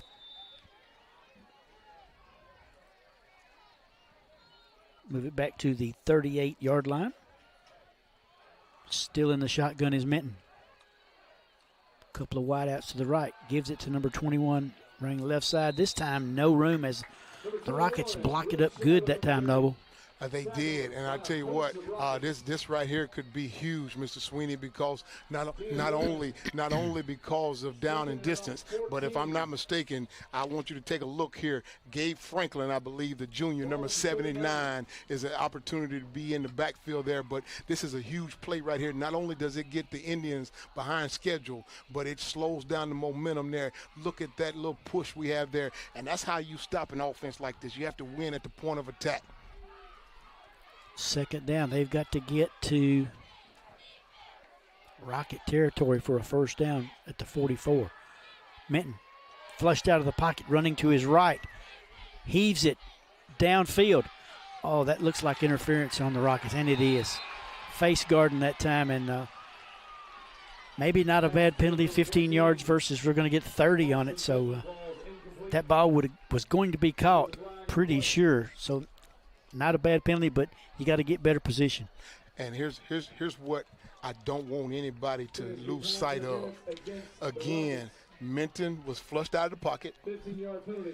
He stayed composed. Yes. He looked downfield, surveyed downfield, seen his wide receiver downfield. And the touch that he put on that ball, he had enough air under it, and it was going to fall down right where his receiver was at. So, again, Mr. Sweeney, you and I are in agreement. That is a good penalty for the Rockets. You'd rather have those 15 yards than what looked like would have been a big chunk play. Yeah, if you're going to have a penalty, those are the kind to have. Could have been a really big play for him. Gives him a first down from the Rocket 44. This one heaved down the left side. Oh, and a back shoulder catch maybe out there by 22. Kason Hicks again. Big play man for him tonight. Minton is special. Yes, special. He is. That's a big league play. Yeah, that ball back shoulder. Not only is it back shoulder, but not only can the only player get it is his wide receiver because the defender has his back turned, but the touch that he put on it, he gave his wide receiver time to turn around and get the ball in there. That's a real special player you have in Minton there. 26 yards on that pitch and catch to Hicks. Out of the shotgun again. Coming to the right this time is Sequatchie County. Number 2, Austin Griffith. Griffith, number 2, carries the ball. Nice pickup, Noble. Second short. They can do anything from here. They can. Again, the whole playbook is open to them. Quincy Mitchell that time got in there with a shoulder pass and his hammer. Great job because that's going to be what's required. We've seen a couple times where the Indians, listening to you, Mr. Sweeney, they've almost walked in untouched a couple times when they've gotten this close. So going to have to kind of put a little wood on them down here. But Minton probably will try to keep one of these. Got to keep an eye on him. Out of the shotgun, little high snap. Fires it out here to the right. Caught. Oh, a good tackle by the Rockets to keep him from getting in the end zone. Number 6 with the catch. McIntyre. I was going to say his first catch of the game, but I thought he had another one. He did have another one. His second catch of the game. First and goal. They get it down to the 5. Dustin Jett. You said it, Mr. Sweeney. Dustin Jett, he perhaps did save a touchdown that time with that tackle. Great sure tackle there, pulling them down in open field. He pulled down that time number 6, McIntyre. First and goal. Got to come up big on defense right here for the Rockets. they could stretch this lead to a really big number here. Number 21 gets it right up the middle. He forces himself straight ahead. He's going to be close. Probably about the 1, it looks like.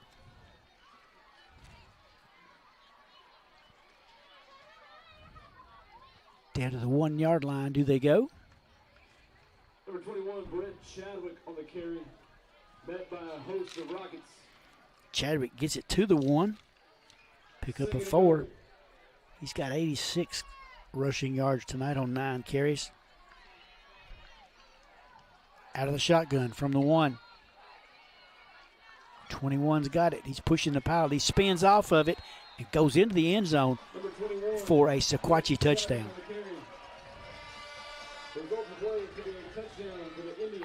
Touchdown raises the lead now to 46-29. As number 21, Chadwick, goes in for the score. It's his second touchdown of the night. He put his head down. No one made contact with him, and he just spun off, just like a running back would do. You spin off, and when he spun out, there was no Rocket there to defend him. Took almost 5 minutes off the clock. Extra point looks good and is good. Sequatchie adds to their lead. It's 47-29. We'll be right back. In the heart of Chapel Hill, there's a small-town grocery with a big selection, Brooks Grocery. From crisp produce to shelves full of your favorite brands, Brooks has it all. The deli offers a hot bar daily and even sushi. At Brooks, the employees aren't just staff, they're your friends and neighbors. With new items arriving all the time, you might just find your next favorite food at Brooks. Don't be chicken to try something new at Brooks Grocery. Big selection and hometown heart. They call him the real Dr. J. No, not the basketball legend, Dr. Jeffrey Jordan. He may not dunk, but he does bring slam dunk vision care to Lewisburg. And his team, nearly 100 years of combined experience. We're still trying to figure out how they all started in middle school. But jokes aside, Advanced Eye Care Clinic takes your vision seriously. From cutting-edge technology to a warm, beautiful office at 815 East Commerce Street, you're in great hands. Call 931-359-4373 today. Your eyes will thank you.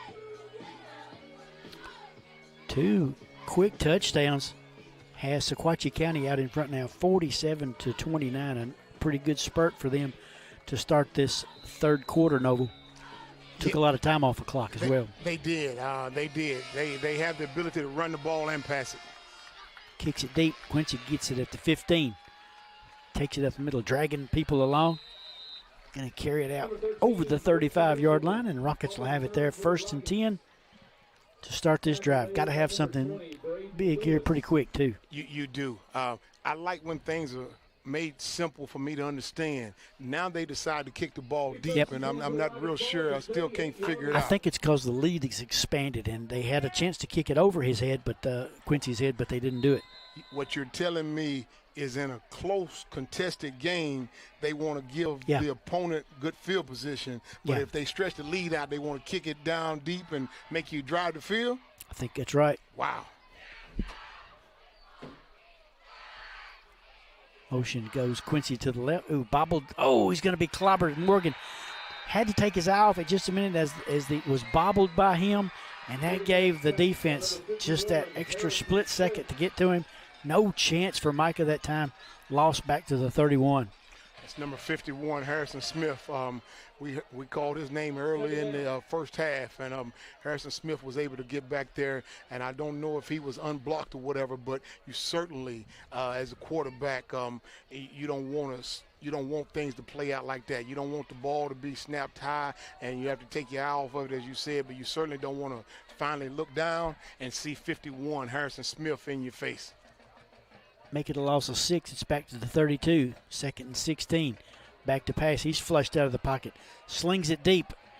Caught by Quincy, but there's a flag on the play. Quincy drug down at about the 44, but I think it's coming back. Yeah, it's going to come back. Gave Micah a little protection back there, and the official didn't quite like the way in which that protection was given to him. But I tell you what, credit Micah Morgan, Mr. Sweeney. You had Harrison Smith barreling down your throat, and Coach called a play where he's running for his life. Yes, indeed. And Coach called a play, and now as soon as the ball snapped, you get flushed out again. And he did an excellent job of staying poised and looking downfield and finding 1-3. And he had a nice touch himself that he put on that ball to be able to find Quincy Mitchell. That play started to 32. The penalty takes it back to the 22. It's now second down and a long way to go. And think about that exchange. You could have had an opportunity to get out of this situation had that pass been able to be completed without the penalty. Morgan turns safe play this time to Quincy. But he has not. There may be another face mask. Safe play, but they're ready for Quincy again, but they're going to have to. There may be an inadvertent one. We'll see. Either way, I think it's going to be a penalty to. Yes. I think we get to save the down because of that penalty. See where they mark it to. Ooh, this is going to be a bigger one this time. It's going to be 15 variety. And take it all the way out to the 40-yard line. So that play went to the 25. So give Quincy 3 on the carry. It gives him 110 now on 18 carries. A penalty takes it to the 40. And if you look at the marker there, new life is what they just gave them, Mr. Sweeney, because that down and distance that the Rockets had, you called it a safe play, but that was one of those cases where you were maybe going to have to maybe decide to punt the ball again. Yeah. But here's an opportunity where you got a chance to pick up the first. Got 2 chances at it. 2nd and 8. They give it to Quincy going right. Oh, he breaks out of the pack. He's up the middle. Oh, he stays on his feet. He's down to the left side now. He's got the guys have got the angle on him, and they're going to run him out of bounds before he gets into the end zone. But he's got it deep in Sequatchie County, right around the 10, maybe the 9. I don't know if the young man had any ballet classes, but he was watch tiptoeing. Watch this. Watch the little silhouette right here. This young man here, he has showcased it all. And I tell you what, you can only try to bottle him up for so long. But the beautiful thing about it is there was a hole there, and he got to the 2nd level and got to that 3rd level very quickly. And that changes not only the down and distance, but it possibly could change the score here in a second. Got 50 on that carry. 1st and goal at the 10.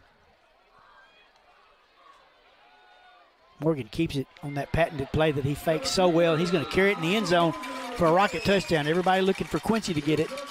Matthew Morgan called the right play that time. And I tell you what, you set it up beautifully there, Mr. Sweeney, as you said it, the play-by-play. Everybody's looking for 1-3 to get the ball. They're looking for Mitchell to get the ball. Michael Morgan did what he does best. He held it in there long enough to get the defense to bite on it, and then he found a big creasing hole right off the right side, right off the tackle. Talk about needing something big. They got a big play there. Oh, it was a requirement at that particular time, Mr. Sweeney. They needed to score, and what they did was they scored within the 3rd quarter, keep this thing within reach. And if they can, Mr. Sweeney, if they can find a 2-point play and pull it out of their hat, this thing here could go into the 4th quarter with them only being down 10 again. Morgan goes in from 10 yards out. They're going to go for 2. Rolling right is Morgan. Throws it in there. I think it's going to fall incomplete. Rockets fail. 47-35, Sequatchie County. We'll be right back. Indians 47. And Mr. Sweeney, here's an opportunity here, and I apologize. It's all right. Miss Burkett, if you could right here, check them out. Miss Burkett, I think that's Scout's mother, if I got it right. And here's the beautiful thing about it. The scoreboard says 35. Look at the ladies. They're going to be tired. It's still 3rd quarter, and they're still doing a kick for 20, every point. 21, 22, 23, 24, 25, 26, 30, 31, 32, 33, 34, 35. And you know when you get that, you know that the Rockets have just scored. And I tell you what, those young ladies there, they have put in a lot of work here tonight. And here's the thing, Mr. Sweeney, if the Rockets plan on doing their job here tonight, we're going to have to see Miss Burkett and those young ladies there, the cheerleaders, they're going to have to do some more kicks here tonight. It's going to be at least 48 if we win this game because Sequatchie's got 47. There you go. So I tell you what, yes indeed. So we're gonna need a few more kicks at. Now Quincy set that touchdown up pretty nicely with that big 50-yard run, and Micah Morgan. Now with 10 carries for 50 yards and 2 touchdowns tonight. And I tell you what, run those stats by me one more time. Micah, 10 for 50 and 2 touchdowns. That onside kick. Unfortunately, it goes out of bounds for the Rockets, and Sequatchie will have it in good field position again, Noble. They will, and same scenario. You're in your rule book again. Not only is there the flag, but you fully anticipate them to go ahead and mark off these additional 5 right here. So, again, Mr. Sweeney, I got to ask you, my man, I know it's redundant, but I'm still waiting on an answer. High-powered offense like this, I just got to try to figure out what the percentages are, the probability to keep rolling the dice and keep giving them good field position like this. We keep giving them this good field position, thinking our defense is going to stop them. We hadn't stopped them yet. They haven't punted tonight. And you tried to sell me on something earlier when I asked you why the Indians kicked to Quincy a while ago, and you told me it has a lot to do with the score. But the lead was stretched out. Yeah. I just don't know. I got to take my chances with these 2 offenses kicking the ball deep and allowing why they call it complementary football. I got to allow my special teams to go down there and lane assignment and make a tackle. I cannot give these 2 offenses. I cannot continue to give them the ball at the 50-yard line going in. And there's your extra 5 being marked off now. It took them a while to consider it. Oh, it's going to be more than 5. Hold on. Now, I think we had another penalty after the 5-yard penalty. I guess I was conversing with you too much because they didn't. Ooh,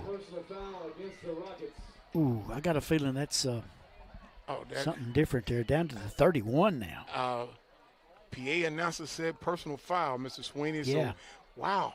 Well, oh boy, that changes that. Ooh, that changes the whole discussion right there. Yes, it does. Good field position for Sequatchie. It's at the Rocket 31-yard line. Mr. Sweeney, that's great field position for Sequatchie County. Out of the shotgun. Got a man in motion to the left. They give it to 22 up the middle. He's got a little bit of running room. Going to make a good gain out of it. One of the Rockets lose their helmet. Hicks has got a good game inside the 30. And that's going to be it for the third quarter. We'll be right back. At Farm Bureau Insurance of Tennessee, we've called this state home for generations, which means we've been helping folks protect what matters most for over 75 years. Whether it's your car, your home, or the life you're securing, we're here with coverage that fits Tennessee. Bundle your coverage with us. If you're looking for one place to cover your insurance needs, no one is better suited to cover Tennessee than a Tennessean. Farm Bureau Insurance of Tennessee. Tennessee Insurance for Tennessee Life. See your local agents, Scott Bond or Troy Cashin. Looking to tackle your next big project? At Equip Go Rentals, we've got the tools and the equipment you need. From skid steers, mini excavators, trenchers, and stump grinders to everything in between, we provide reliable, high-quality rentals to help you get the job done right. Whether it's construction, landscaping, or a home project, count on Equip Go for affordable rates, dependable service, and the right tools every time. Stop by our 401 North Horton Parkway location in Chapel Hill or give us a call at 931-364-RENT. Here we go, Rockets with a couple of big penalties there, Noble. I've got it unofficially 80 yards in penalties now on 8 different penalties for the Rockets. Sequatchie's going to have it at the 25-yard line, looking good. Hadn't stopped them all night. Spreading the ball around to Case and Hicks and Britt Chadwick. And then Minton takes off every now and then himself. Minton's got 3 for 76 and a big touchdown run of his own. Now he's got 22 in the game. He's got Hicks back there with him again. Got a whistle there by the official. Got a timeout? Timeout, Indians. Sequatchie takes a timeout. We'll take it with him. Be right back. Lewisburg Animal Hospital is Marshall County's premier small animal veterinary hospital. As part of the community since 1977, our 4 doctors and highly skilled team offer preventative care, internal medicine, general surgery, and ultrasound. In addition, Maggie Rue Pet Retreat and Grooming Salon is located adjacent to the hospital and offers a full-service grooming and lodging for your companions. Give us a call to schedule an appointment. Lewisburg Animal Hospital is proud to be your other family doctor. When life gets full, Highway 99 Storage makes space. From everyday storage needs to your biggest seasonal projects, our units have a wide range of sizes to give you room for it all. Need a home for a camper or a boat? We've got secure parking too. And when your belongings need extra protection, our climate-controlled units keep them safe from heat and humidity. Highway 99 Storage, your space, your way. New units are now available. Call 364-5678 or visit highway99storage.com and rent online today. Griffith with a nice gain. Nice ball handling that time by Sequatchie. His Minton's he's had a solid game, Noble. And I appreciate the superlatives that you throw at him, Mr. Sweeney, because I want to make sure that I don't want to offend anybody, but if everybody's looking at the same game we're looking at, there's no reason you would want to offend this young man. There's no insult in being able to give him his superlatives. He's a special quarterback. Yep. 8 yards on that pickup. Second and short. Oh, actually, 1st and 10. And Hicks carries it around the right side. Lots of running room. Did he make it in? Got a flag on the play.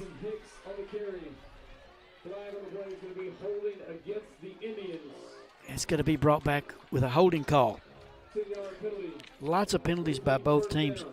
Such a good game to be marred by so many penalties. Well said, Mr. Sweeney, and he did get into the end zone and again, brought back. And I tell you what, you've said it a couple times, trying to stop this Indian offense. And I don't think that's an insult to anybody's defense if they have a hard time with this offense, because they're good. They are good. They are execute. Good. And they have a lot of talent on offense, but there's a reason why they were in the semifinals last year against Alcoa.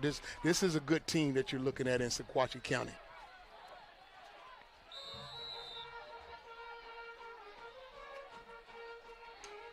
Out of the shotgun they go again. Rolls to his right, looking to pass, slings it down the field. Man open. I believe it's caught. It is. It's a touchdown catch. And who's got it? Is it number 11? It is. Gowan Brown with a touchdown catch. Gowan Brown. It's his second catch. Both of them for touchdowns. That one from 27 yards out. Minton laid the ball in the air when Brown was in double coverage. You had 2 Rockets running right beside him. The ball was still in the air. When the ball came down, Brown was by himself, slid right under that pass. Beautiful throw, beautiful catch. Becerra with the kick, had plenty of time, even he had to stop. Did it go through? It is good. 54-35. It's not basketball, it's football, folks. We'll be right back.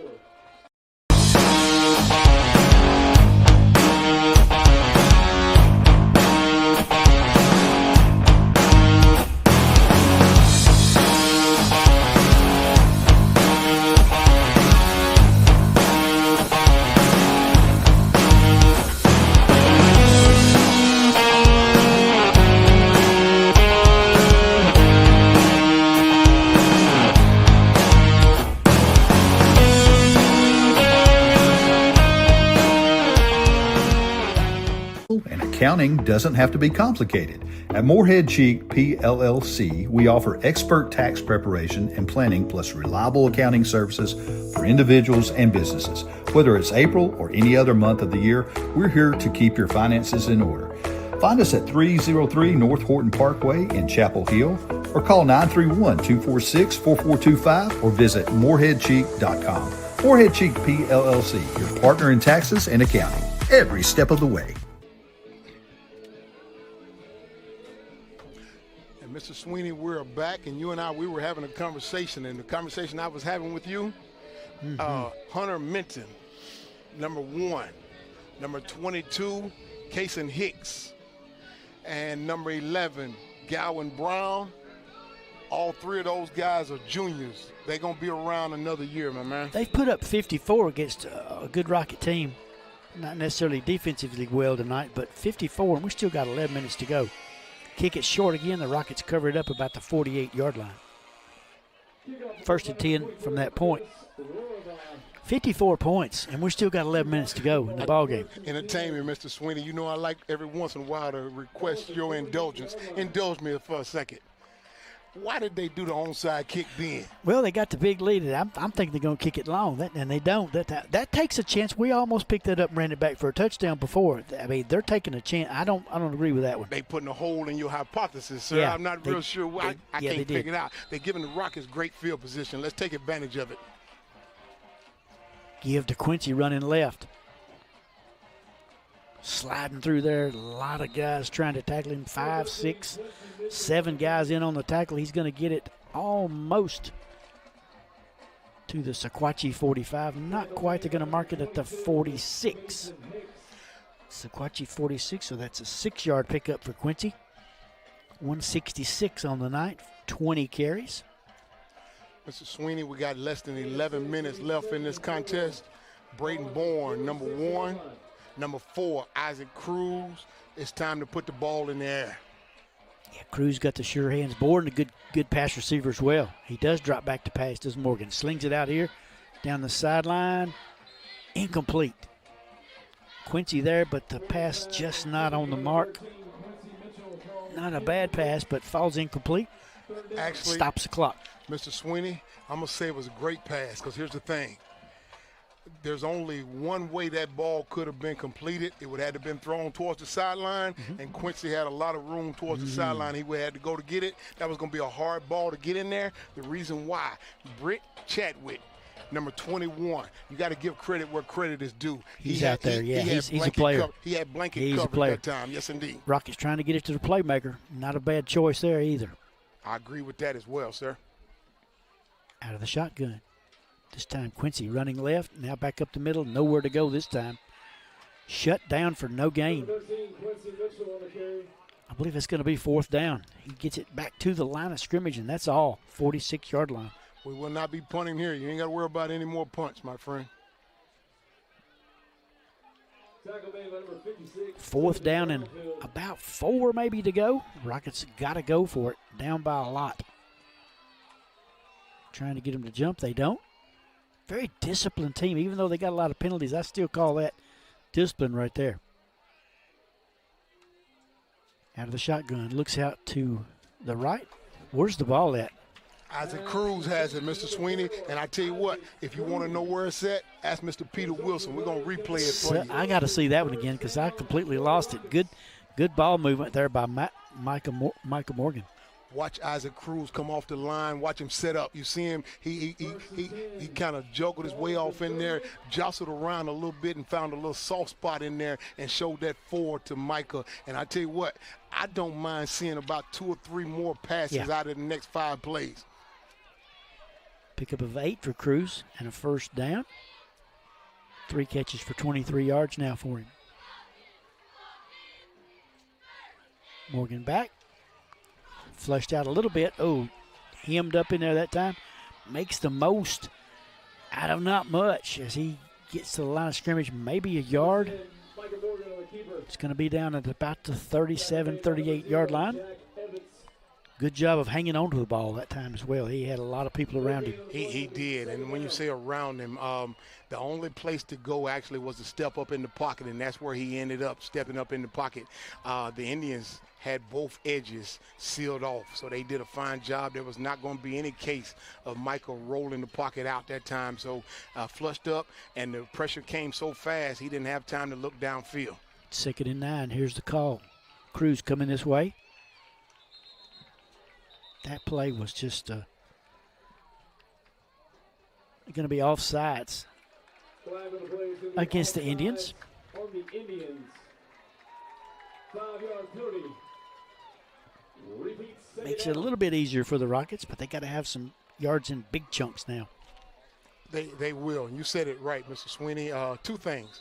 They will need some chunk plays, particularly eventually they will need some. But I tell you what, you said it earlier. They got the ball in the hands of the playmaker. So what they were trying to do again is give Quincy Mitchell an opportunity to get in space and make some magic happen. Been in the shotgun all night. Morgan looking right, throwing right, sure-handed. Cruz again goes out of bounds. Clock's going to continue to run. Might stop for the movement of the change, but it's going to run. It's going to get it down to about the 25. Watch the route running. I want you to take a real good look at this.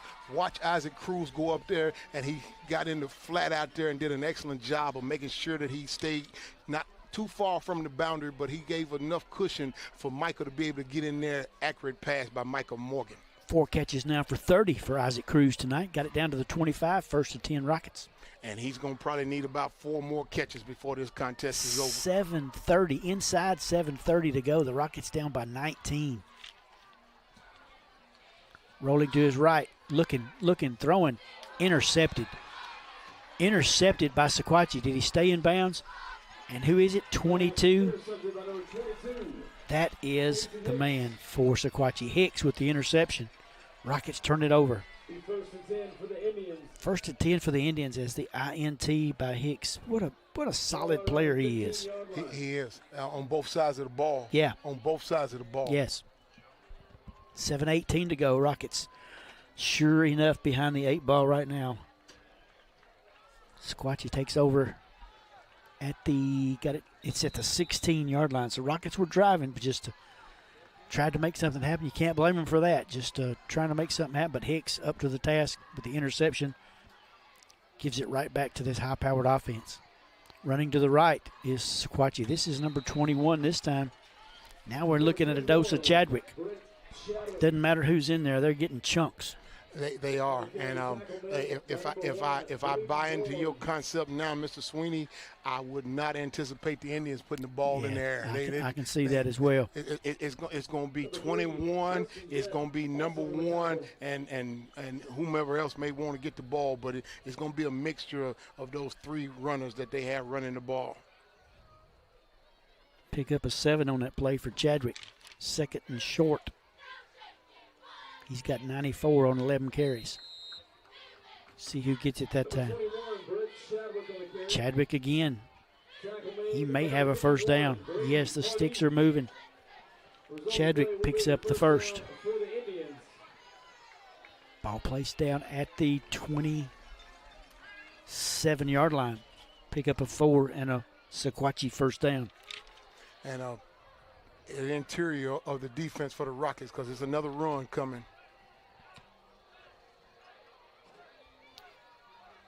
Out of the shotgun. Both teams stayed in it all night. Minton, wonderful job tonight. Going to keep it running right. Now cuts back up the middle. Now he cuts out here to the left. Plenty of running room. Pointing like Peyton Manning does, and he's taking off like Peyton Manning does. Down the sideline he goes. What a huge gain that was. Got a flag on the play. It might come back. Yeah, we got a hold.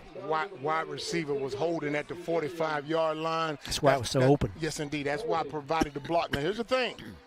He picked up the first down on his own. It was the block that was at the 45-yard line is where the actual hole was at. That hole was not necessary for him to do all that magic he done prior to that. Plenty of room out here for young Minton to go. Now, he picked up them last 34 yards because of that holding penalty, though. He did.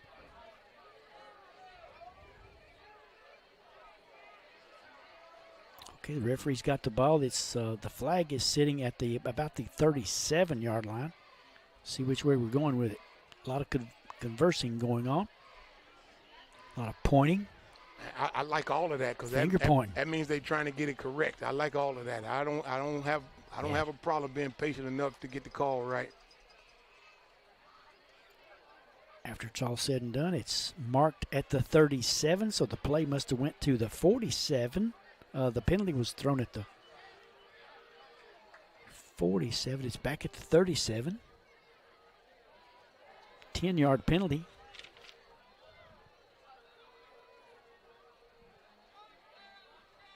Still talking it over. All right, folks, it's at the 37. We got the Jeopardy music needs to start playing any minute here. It's at the 37. Sequatchie's got it. Minton just made a really big run. Called back for holding. The way it looks right now, it's at the 37, so the penalty must have been at the 47, if my logic is right. You are right, because my eyes told me where the wide receiver was at. When you go back and look at it, the wide receiver was right around the 45-yard line. That's where the holding penalty was at. You correct, Mr. Sweeney. So 20-yard pickup and then a 10-yard mark-off. So Minton, 96 yards on 4 carries now.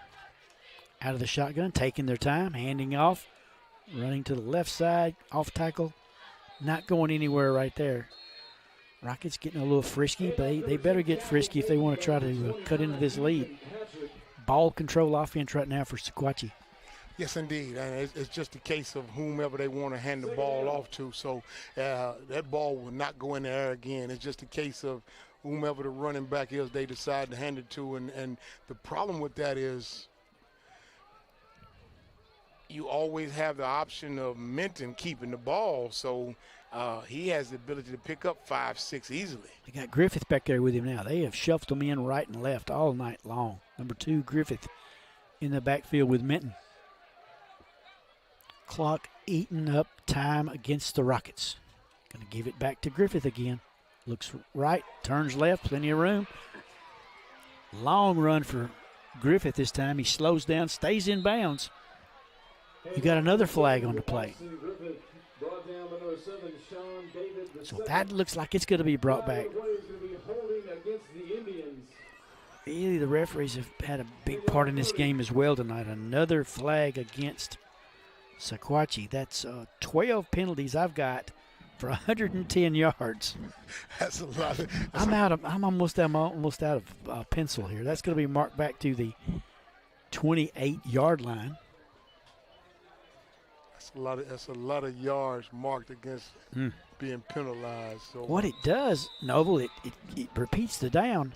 The down is still just second, and they're just running time off that clock like nobody's business. We're down to 4:30 in the ball game, and we're down by a lot. And they are skilled enough, and I'll use your word, even disciplined enough to run the play clock down under 3 seconds every time they snap it. He's just going to keep it and run right with it. Now he's going to throw it. He throws it out there, and it's caught. See who come up with that catch. 14 with the catch. And that's going to be his first catch of the ballgame. Who is that number 14? It's Austin. Yes, indeed, Austin Minton. He's a freshman. I assume they are related. He's related to the quarterback. But tell you what, show how much I know. I did not think that ball would go in the air ever again. I didn't either. Pick up a 10 on that play. Keeps the clock running. 10 yards for Minton.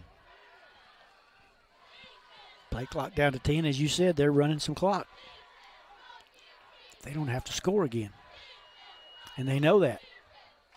A little slow developing play, it's going to be another penalty. Yes, indeed. Not only, I don't know if it was slow developing, it was slow being snapped. Everybody else was already moving. Yes, indeed. Extra slow. Everybody else was already in motion. The ball just hadn't moved yet. Can you put a little extra slow on it for me? Oh, man. Oh, boy. And again, Mr. Sweeney, I looked at it, play clock. That time they snapped it, I think, at 4 seconds. So they allowed the play clock to run down well under 10 seconds. A couple times it's been under 3. Penalty backs him up now to the 33. Down marker says third down now from the 33. Minton, he's throwing it again. He's out to Griffith here to the left. He cuts it up inside. Got a lot of running room. Do we see a flag yet? Not yet. He runs it to the Rocket sideline, and out of bounds he goes. Inside Rocket territory. Griffith with a nice catch and run there. Yes, it was.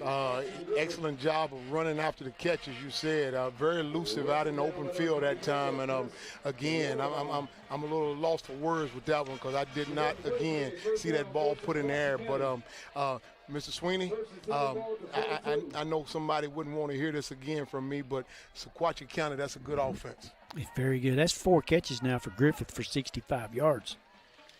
And the last 3 are 18, 17, and 25 on that one.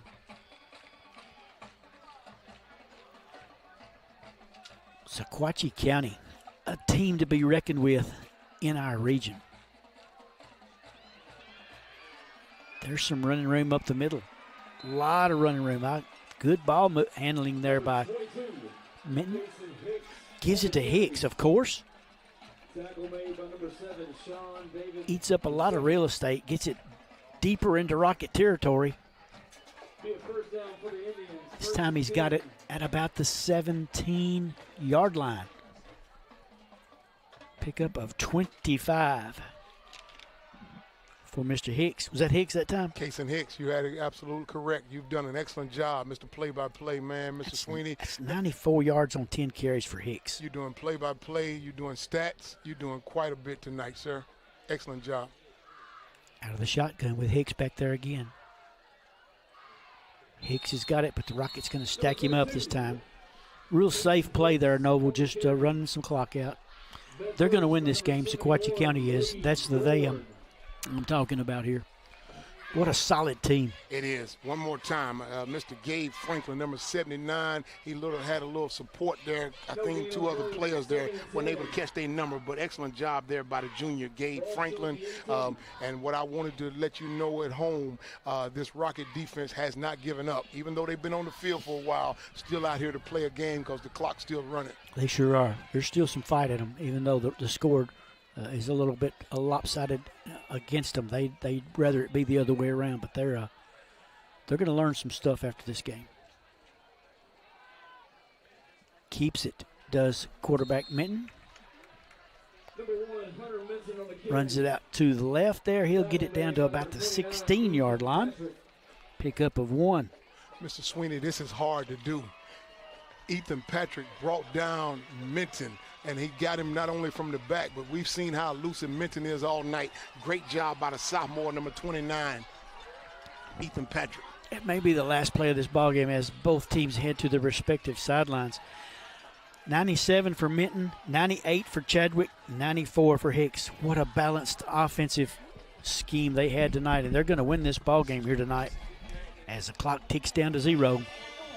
54-35, Sequatchie County hands the Rockets their first region loss. We'll be right back. In Chapel Hill, Tennessee, we're moving forward with strong tradition. Our town is growing, but we're holding tight to the country charm that makes us proud to call it home. From a world-class tractor pull, the Lions Super Pull of the South, to peaceful family days at Henry Horton State Park, to a friendly wave and greeting as you shop with our local merchants. We're building for the future while celebrating who we are.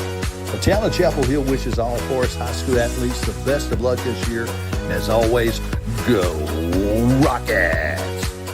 Woo! If it's in your yard, it's not too hard for Tate. Tate Garvin at Garvin's Ground Control. Gravel driveways, landscaping, backhoe work, garden turning and lawn mowing, Garvin's Ground Control has got you covered. Quality workmanship and reasonable pricing make Garvin's Ground Control the heavyweight champion of ground control in the mid-state. He is the Ric Flair of lawn care, Mr. Tate Garvin. Give him a call, 931-703-7997. That's Garvin's Ground Control. He's a real big dude. We had time for cheerleaders. Forrest Sports on TC Sports 1 is brought to you by the real Dr. J, Dr. Jeffrey Jordan at Advanced Eye Care Clinic. By Elite Electrical, John Dippold and his fine team. By Farm Bureau Insurance, Auto, Home, Life, and Health. By Apex Bank, a top performer by the ICBA. By Brooks Grocery, where you'll find your next favorite food.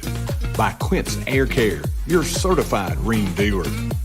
By Moorhead Cheek PLLC, Matt Moorhead and John Cheek. By First Commerce Bank, your first choice for hometown banking. By Highway 99 Storage, now renting new units. By J&J Automotive, your one-stop automotive shop. By Lewisburg Animal Hospital, your other family doctor. By Mac Equipment, parts, sales, service, and rental. By the town of Chapel Hill, moving forward with strong tradition. By the Ric Flair of lawn care, Tate Garvin at Garvin's Ground Control. by P4 Physical Therapy, Logan Hollingsworth, and by Equip Go Rentals, your home for equipment rental. 4-yard rush. In Chapel Hill, healing starts at home with P4 Physical Therapy. Located at 5228 Nashville Highway, P4 is proudly owned and operated by former Rocket Logan Hollingsworth, who is dedicated to serving his hometown with the latest in physical therapy care. From sports injuries to post-surgery rehab, P4 offers personalized treatment that gets you back to what you love. Call 931-922-2140 or visit p4physicaltherapy.com. Hey, there's my girl. Who's that? Life can be uncomfortable. Your home doesn't have to be.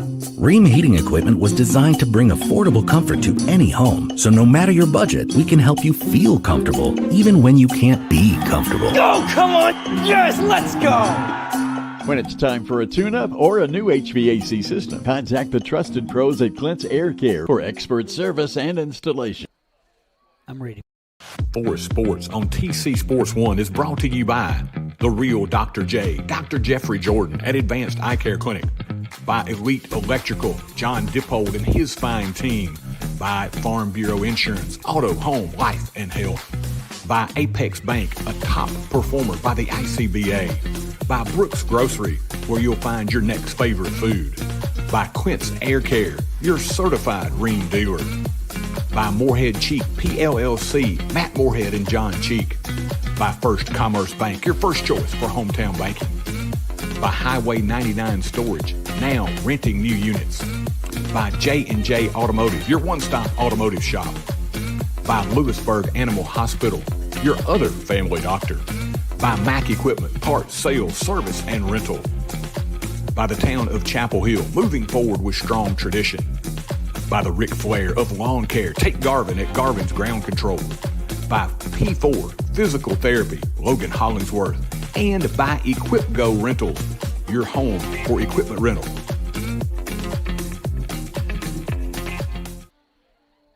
Welcome back to TC Sports 1 coverage of Rocket football. Rockets take it on the chin here tonight, folks. Just thoroughly a good thrashing. I hate to report that to you, but that's what it was. 54-35 tonight, as a lot of things went well for Sequatchie as they finally got over the hump. Rockets started out strong, but boy, did Sequatchie County, we got their attention and they made us pay. Game stats, Rockets 33 rushes for 211 yards. Not a bad game. Most of the time that's good. 211 on 33 carries. Rockets passing 7 for 13. One interception for 56 yards. That's total offense of 267. A little bit under the radar there for the Rockets. 267 total offense for the game. Sequatchie County outgained us on the ground by themselves, just the rushing department. 32 carries, 304. 13 of 15 passing tonight for 239 for the young quarterback, Hunter Minton. You're going to hear that name in the region the rest of the year, in my opinion, for these guys. So 13 of 15 for 239 to go along with the 304 rushing, total of 543 yards. So Sequatchie doubles the Rockets' offensive output tonight, 543 to 267. What a job they did. Individually now, let's go over it for you with the Rocket stats. Quincy Mitchell, 21 carries, 166, had a couple of touchdowns. Didn't see much of the ball in the second half. Rockets playing from behind.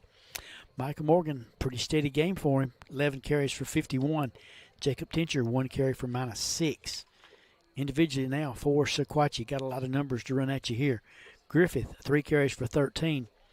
Hunter Minton, the quarterback, what a superb game he played. 5 carries, 97 yards. Had runs of 34, 26, 16, 20, and the little pitiful 1-yard run he had in oval, that's just kind of running the clock out at the end of the game. So double-digit carries all night long for Hunter Minton, scored on a 34-yard touchdown run. Britt Chadwick, steady for Mr. Chadwick, 12 carries, 98 yards. He had a 59-yard, that's right, 59-yard touchdown run. Lloyd Ledlow, 1 carry for 2 yards. Kason Hicks, he's another beast himself. 11 carries, 94 yards. He had 3 touchdowns, 13, 9, and the 11-yard variety. What a great game. Hicks and Minton, Chadwick, Griffith. Boy, what a team they got in Oval. They had 13 penalties for 155. The Rockets had 8 penalties for 80. Penalty-riddled game, but you play it, it's the same for both teams. The Rockets just didn't have it tonight. Lose it here tonight, 54-35. They had almost 3 running backs with 100 yards apiece almost, the opposing team in Sweeney. Yeah, that's pretty stiff. If you're a coach, that's what you want. And Sequatchie County's coach, his name is head coach Rusty McIntyre. He's got to be pleased with that effort. Coach Palmer, on the other hand, got a little work to do this week. I know that he'll show the guys what they need to fix, and it's just up to them to fix it. It is. And, Mr. Sweeney, I don't know if I'm getting ahead of you, but we've seen Sequatchie County, and there's an opportunity. I know the team will be ready, as the guys told me, homecoming next week, but there'll be an opportunity for us to get ourselves together, and homecoming to be a real nice treat, maybe to kind of put this one behind us. Yeah, Rockets need a breather. Usually, I don't mean to say this in a bad way, but it's probably going to be a breather. Community comes in tonight's game 0-5, only scored like 30 points all year, so you got to think the Rockets going to be 99% favored to win that game, and probably will. But they do need that breather that they have. Don't want to look forward to anything, because anything can happen. I don't want to slight the Unionville folks, community folks, by any means either. But the Rockets fall to 4-2. Sequatchie moves up to tie them overall at 4-2. But Sequatchie, more importantly, go to 2-0 in the region. The Rockets, that's their first region game.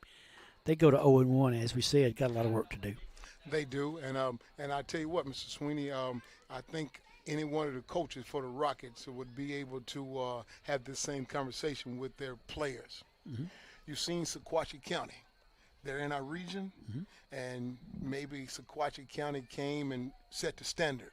So if you want to be someone to be reckoned with, then you've already seen what the standard is. So I don't have an issue with some young men being able to look at the film and being able to see the team that they played and being able to say, hey, if we plan on competing, these are the type of teams that we will come up against. And then now that we've seen them on film, now it's time for us to go figure out what areas we need to improve on, because we will have another opportunity to play a team at this level of Sequatchie County. Yeah, Sequatchie scores in every quarter. They got 12 in the first. They got 9 in the second, 7 in the third, and 7 in the fourth. 12 in the first, 21 in the second, 14 in the third, and 7 in the fourth for that 54-point total. And the Rockets come up with 35 points here tonight, but lose it by 19 to a very, very, very good Sequatchie County team. I see why they're ranked the way they are. I think they're in the top 10 in the Class 3A with us, and reason being, I can see that reason. And I tell you what, again, since I'm kind of trying to put this game behind me, also we'll also know a lot about this region as well, Mr. Sweeney, because Watertown will be at Sequatchie County next week. So keep an eye while you and I are sitting here for homecoming. There may be an opportunity for us to look at the scores and see what Watertown is doing at Sequatchie County, and Giles County will be at Cascade. So next week will be an opportunity for everybody to kind of feel their way out in this Region 4 3A football, because everybody in the region will be playing an opponent in Region 4 3A next week. Homecoming next week, but tonight the Rockets take it on the chin. They lose to Sequatchie County. Again, by the score of 54-45. We're going to leave you, folks, for Noble Mays, my sidekick tonight, Peter Wilson, and Jay Schilling on our production and camera crew. We miss you, Troy Cashin. We'll see you back next week for homecoming. Thanks, everybody, for watching TC Sports 1 tonight. We're going to leave you, and have a great night, everybody. See you next week at homecoming.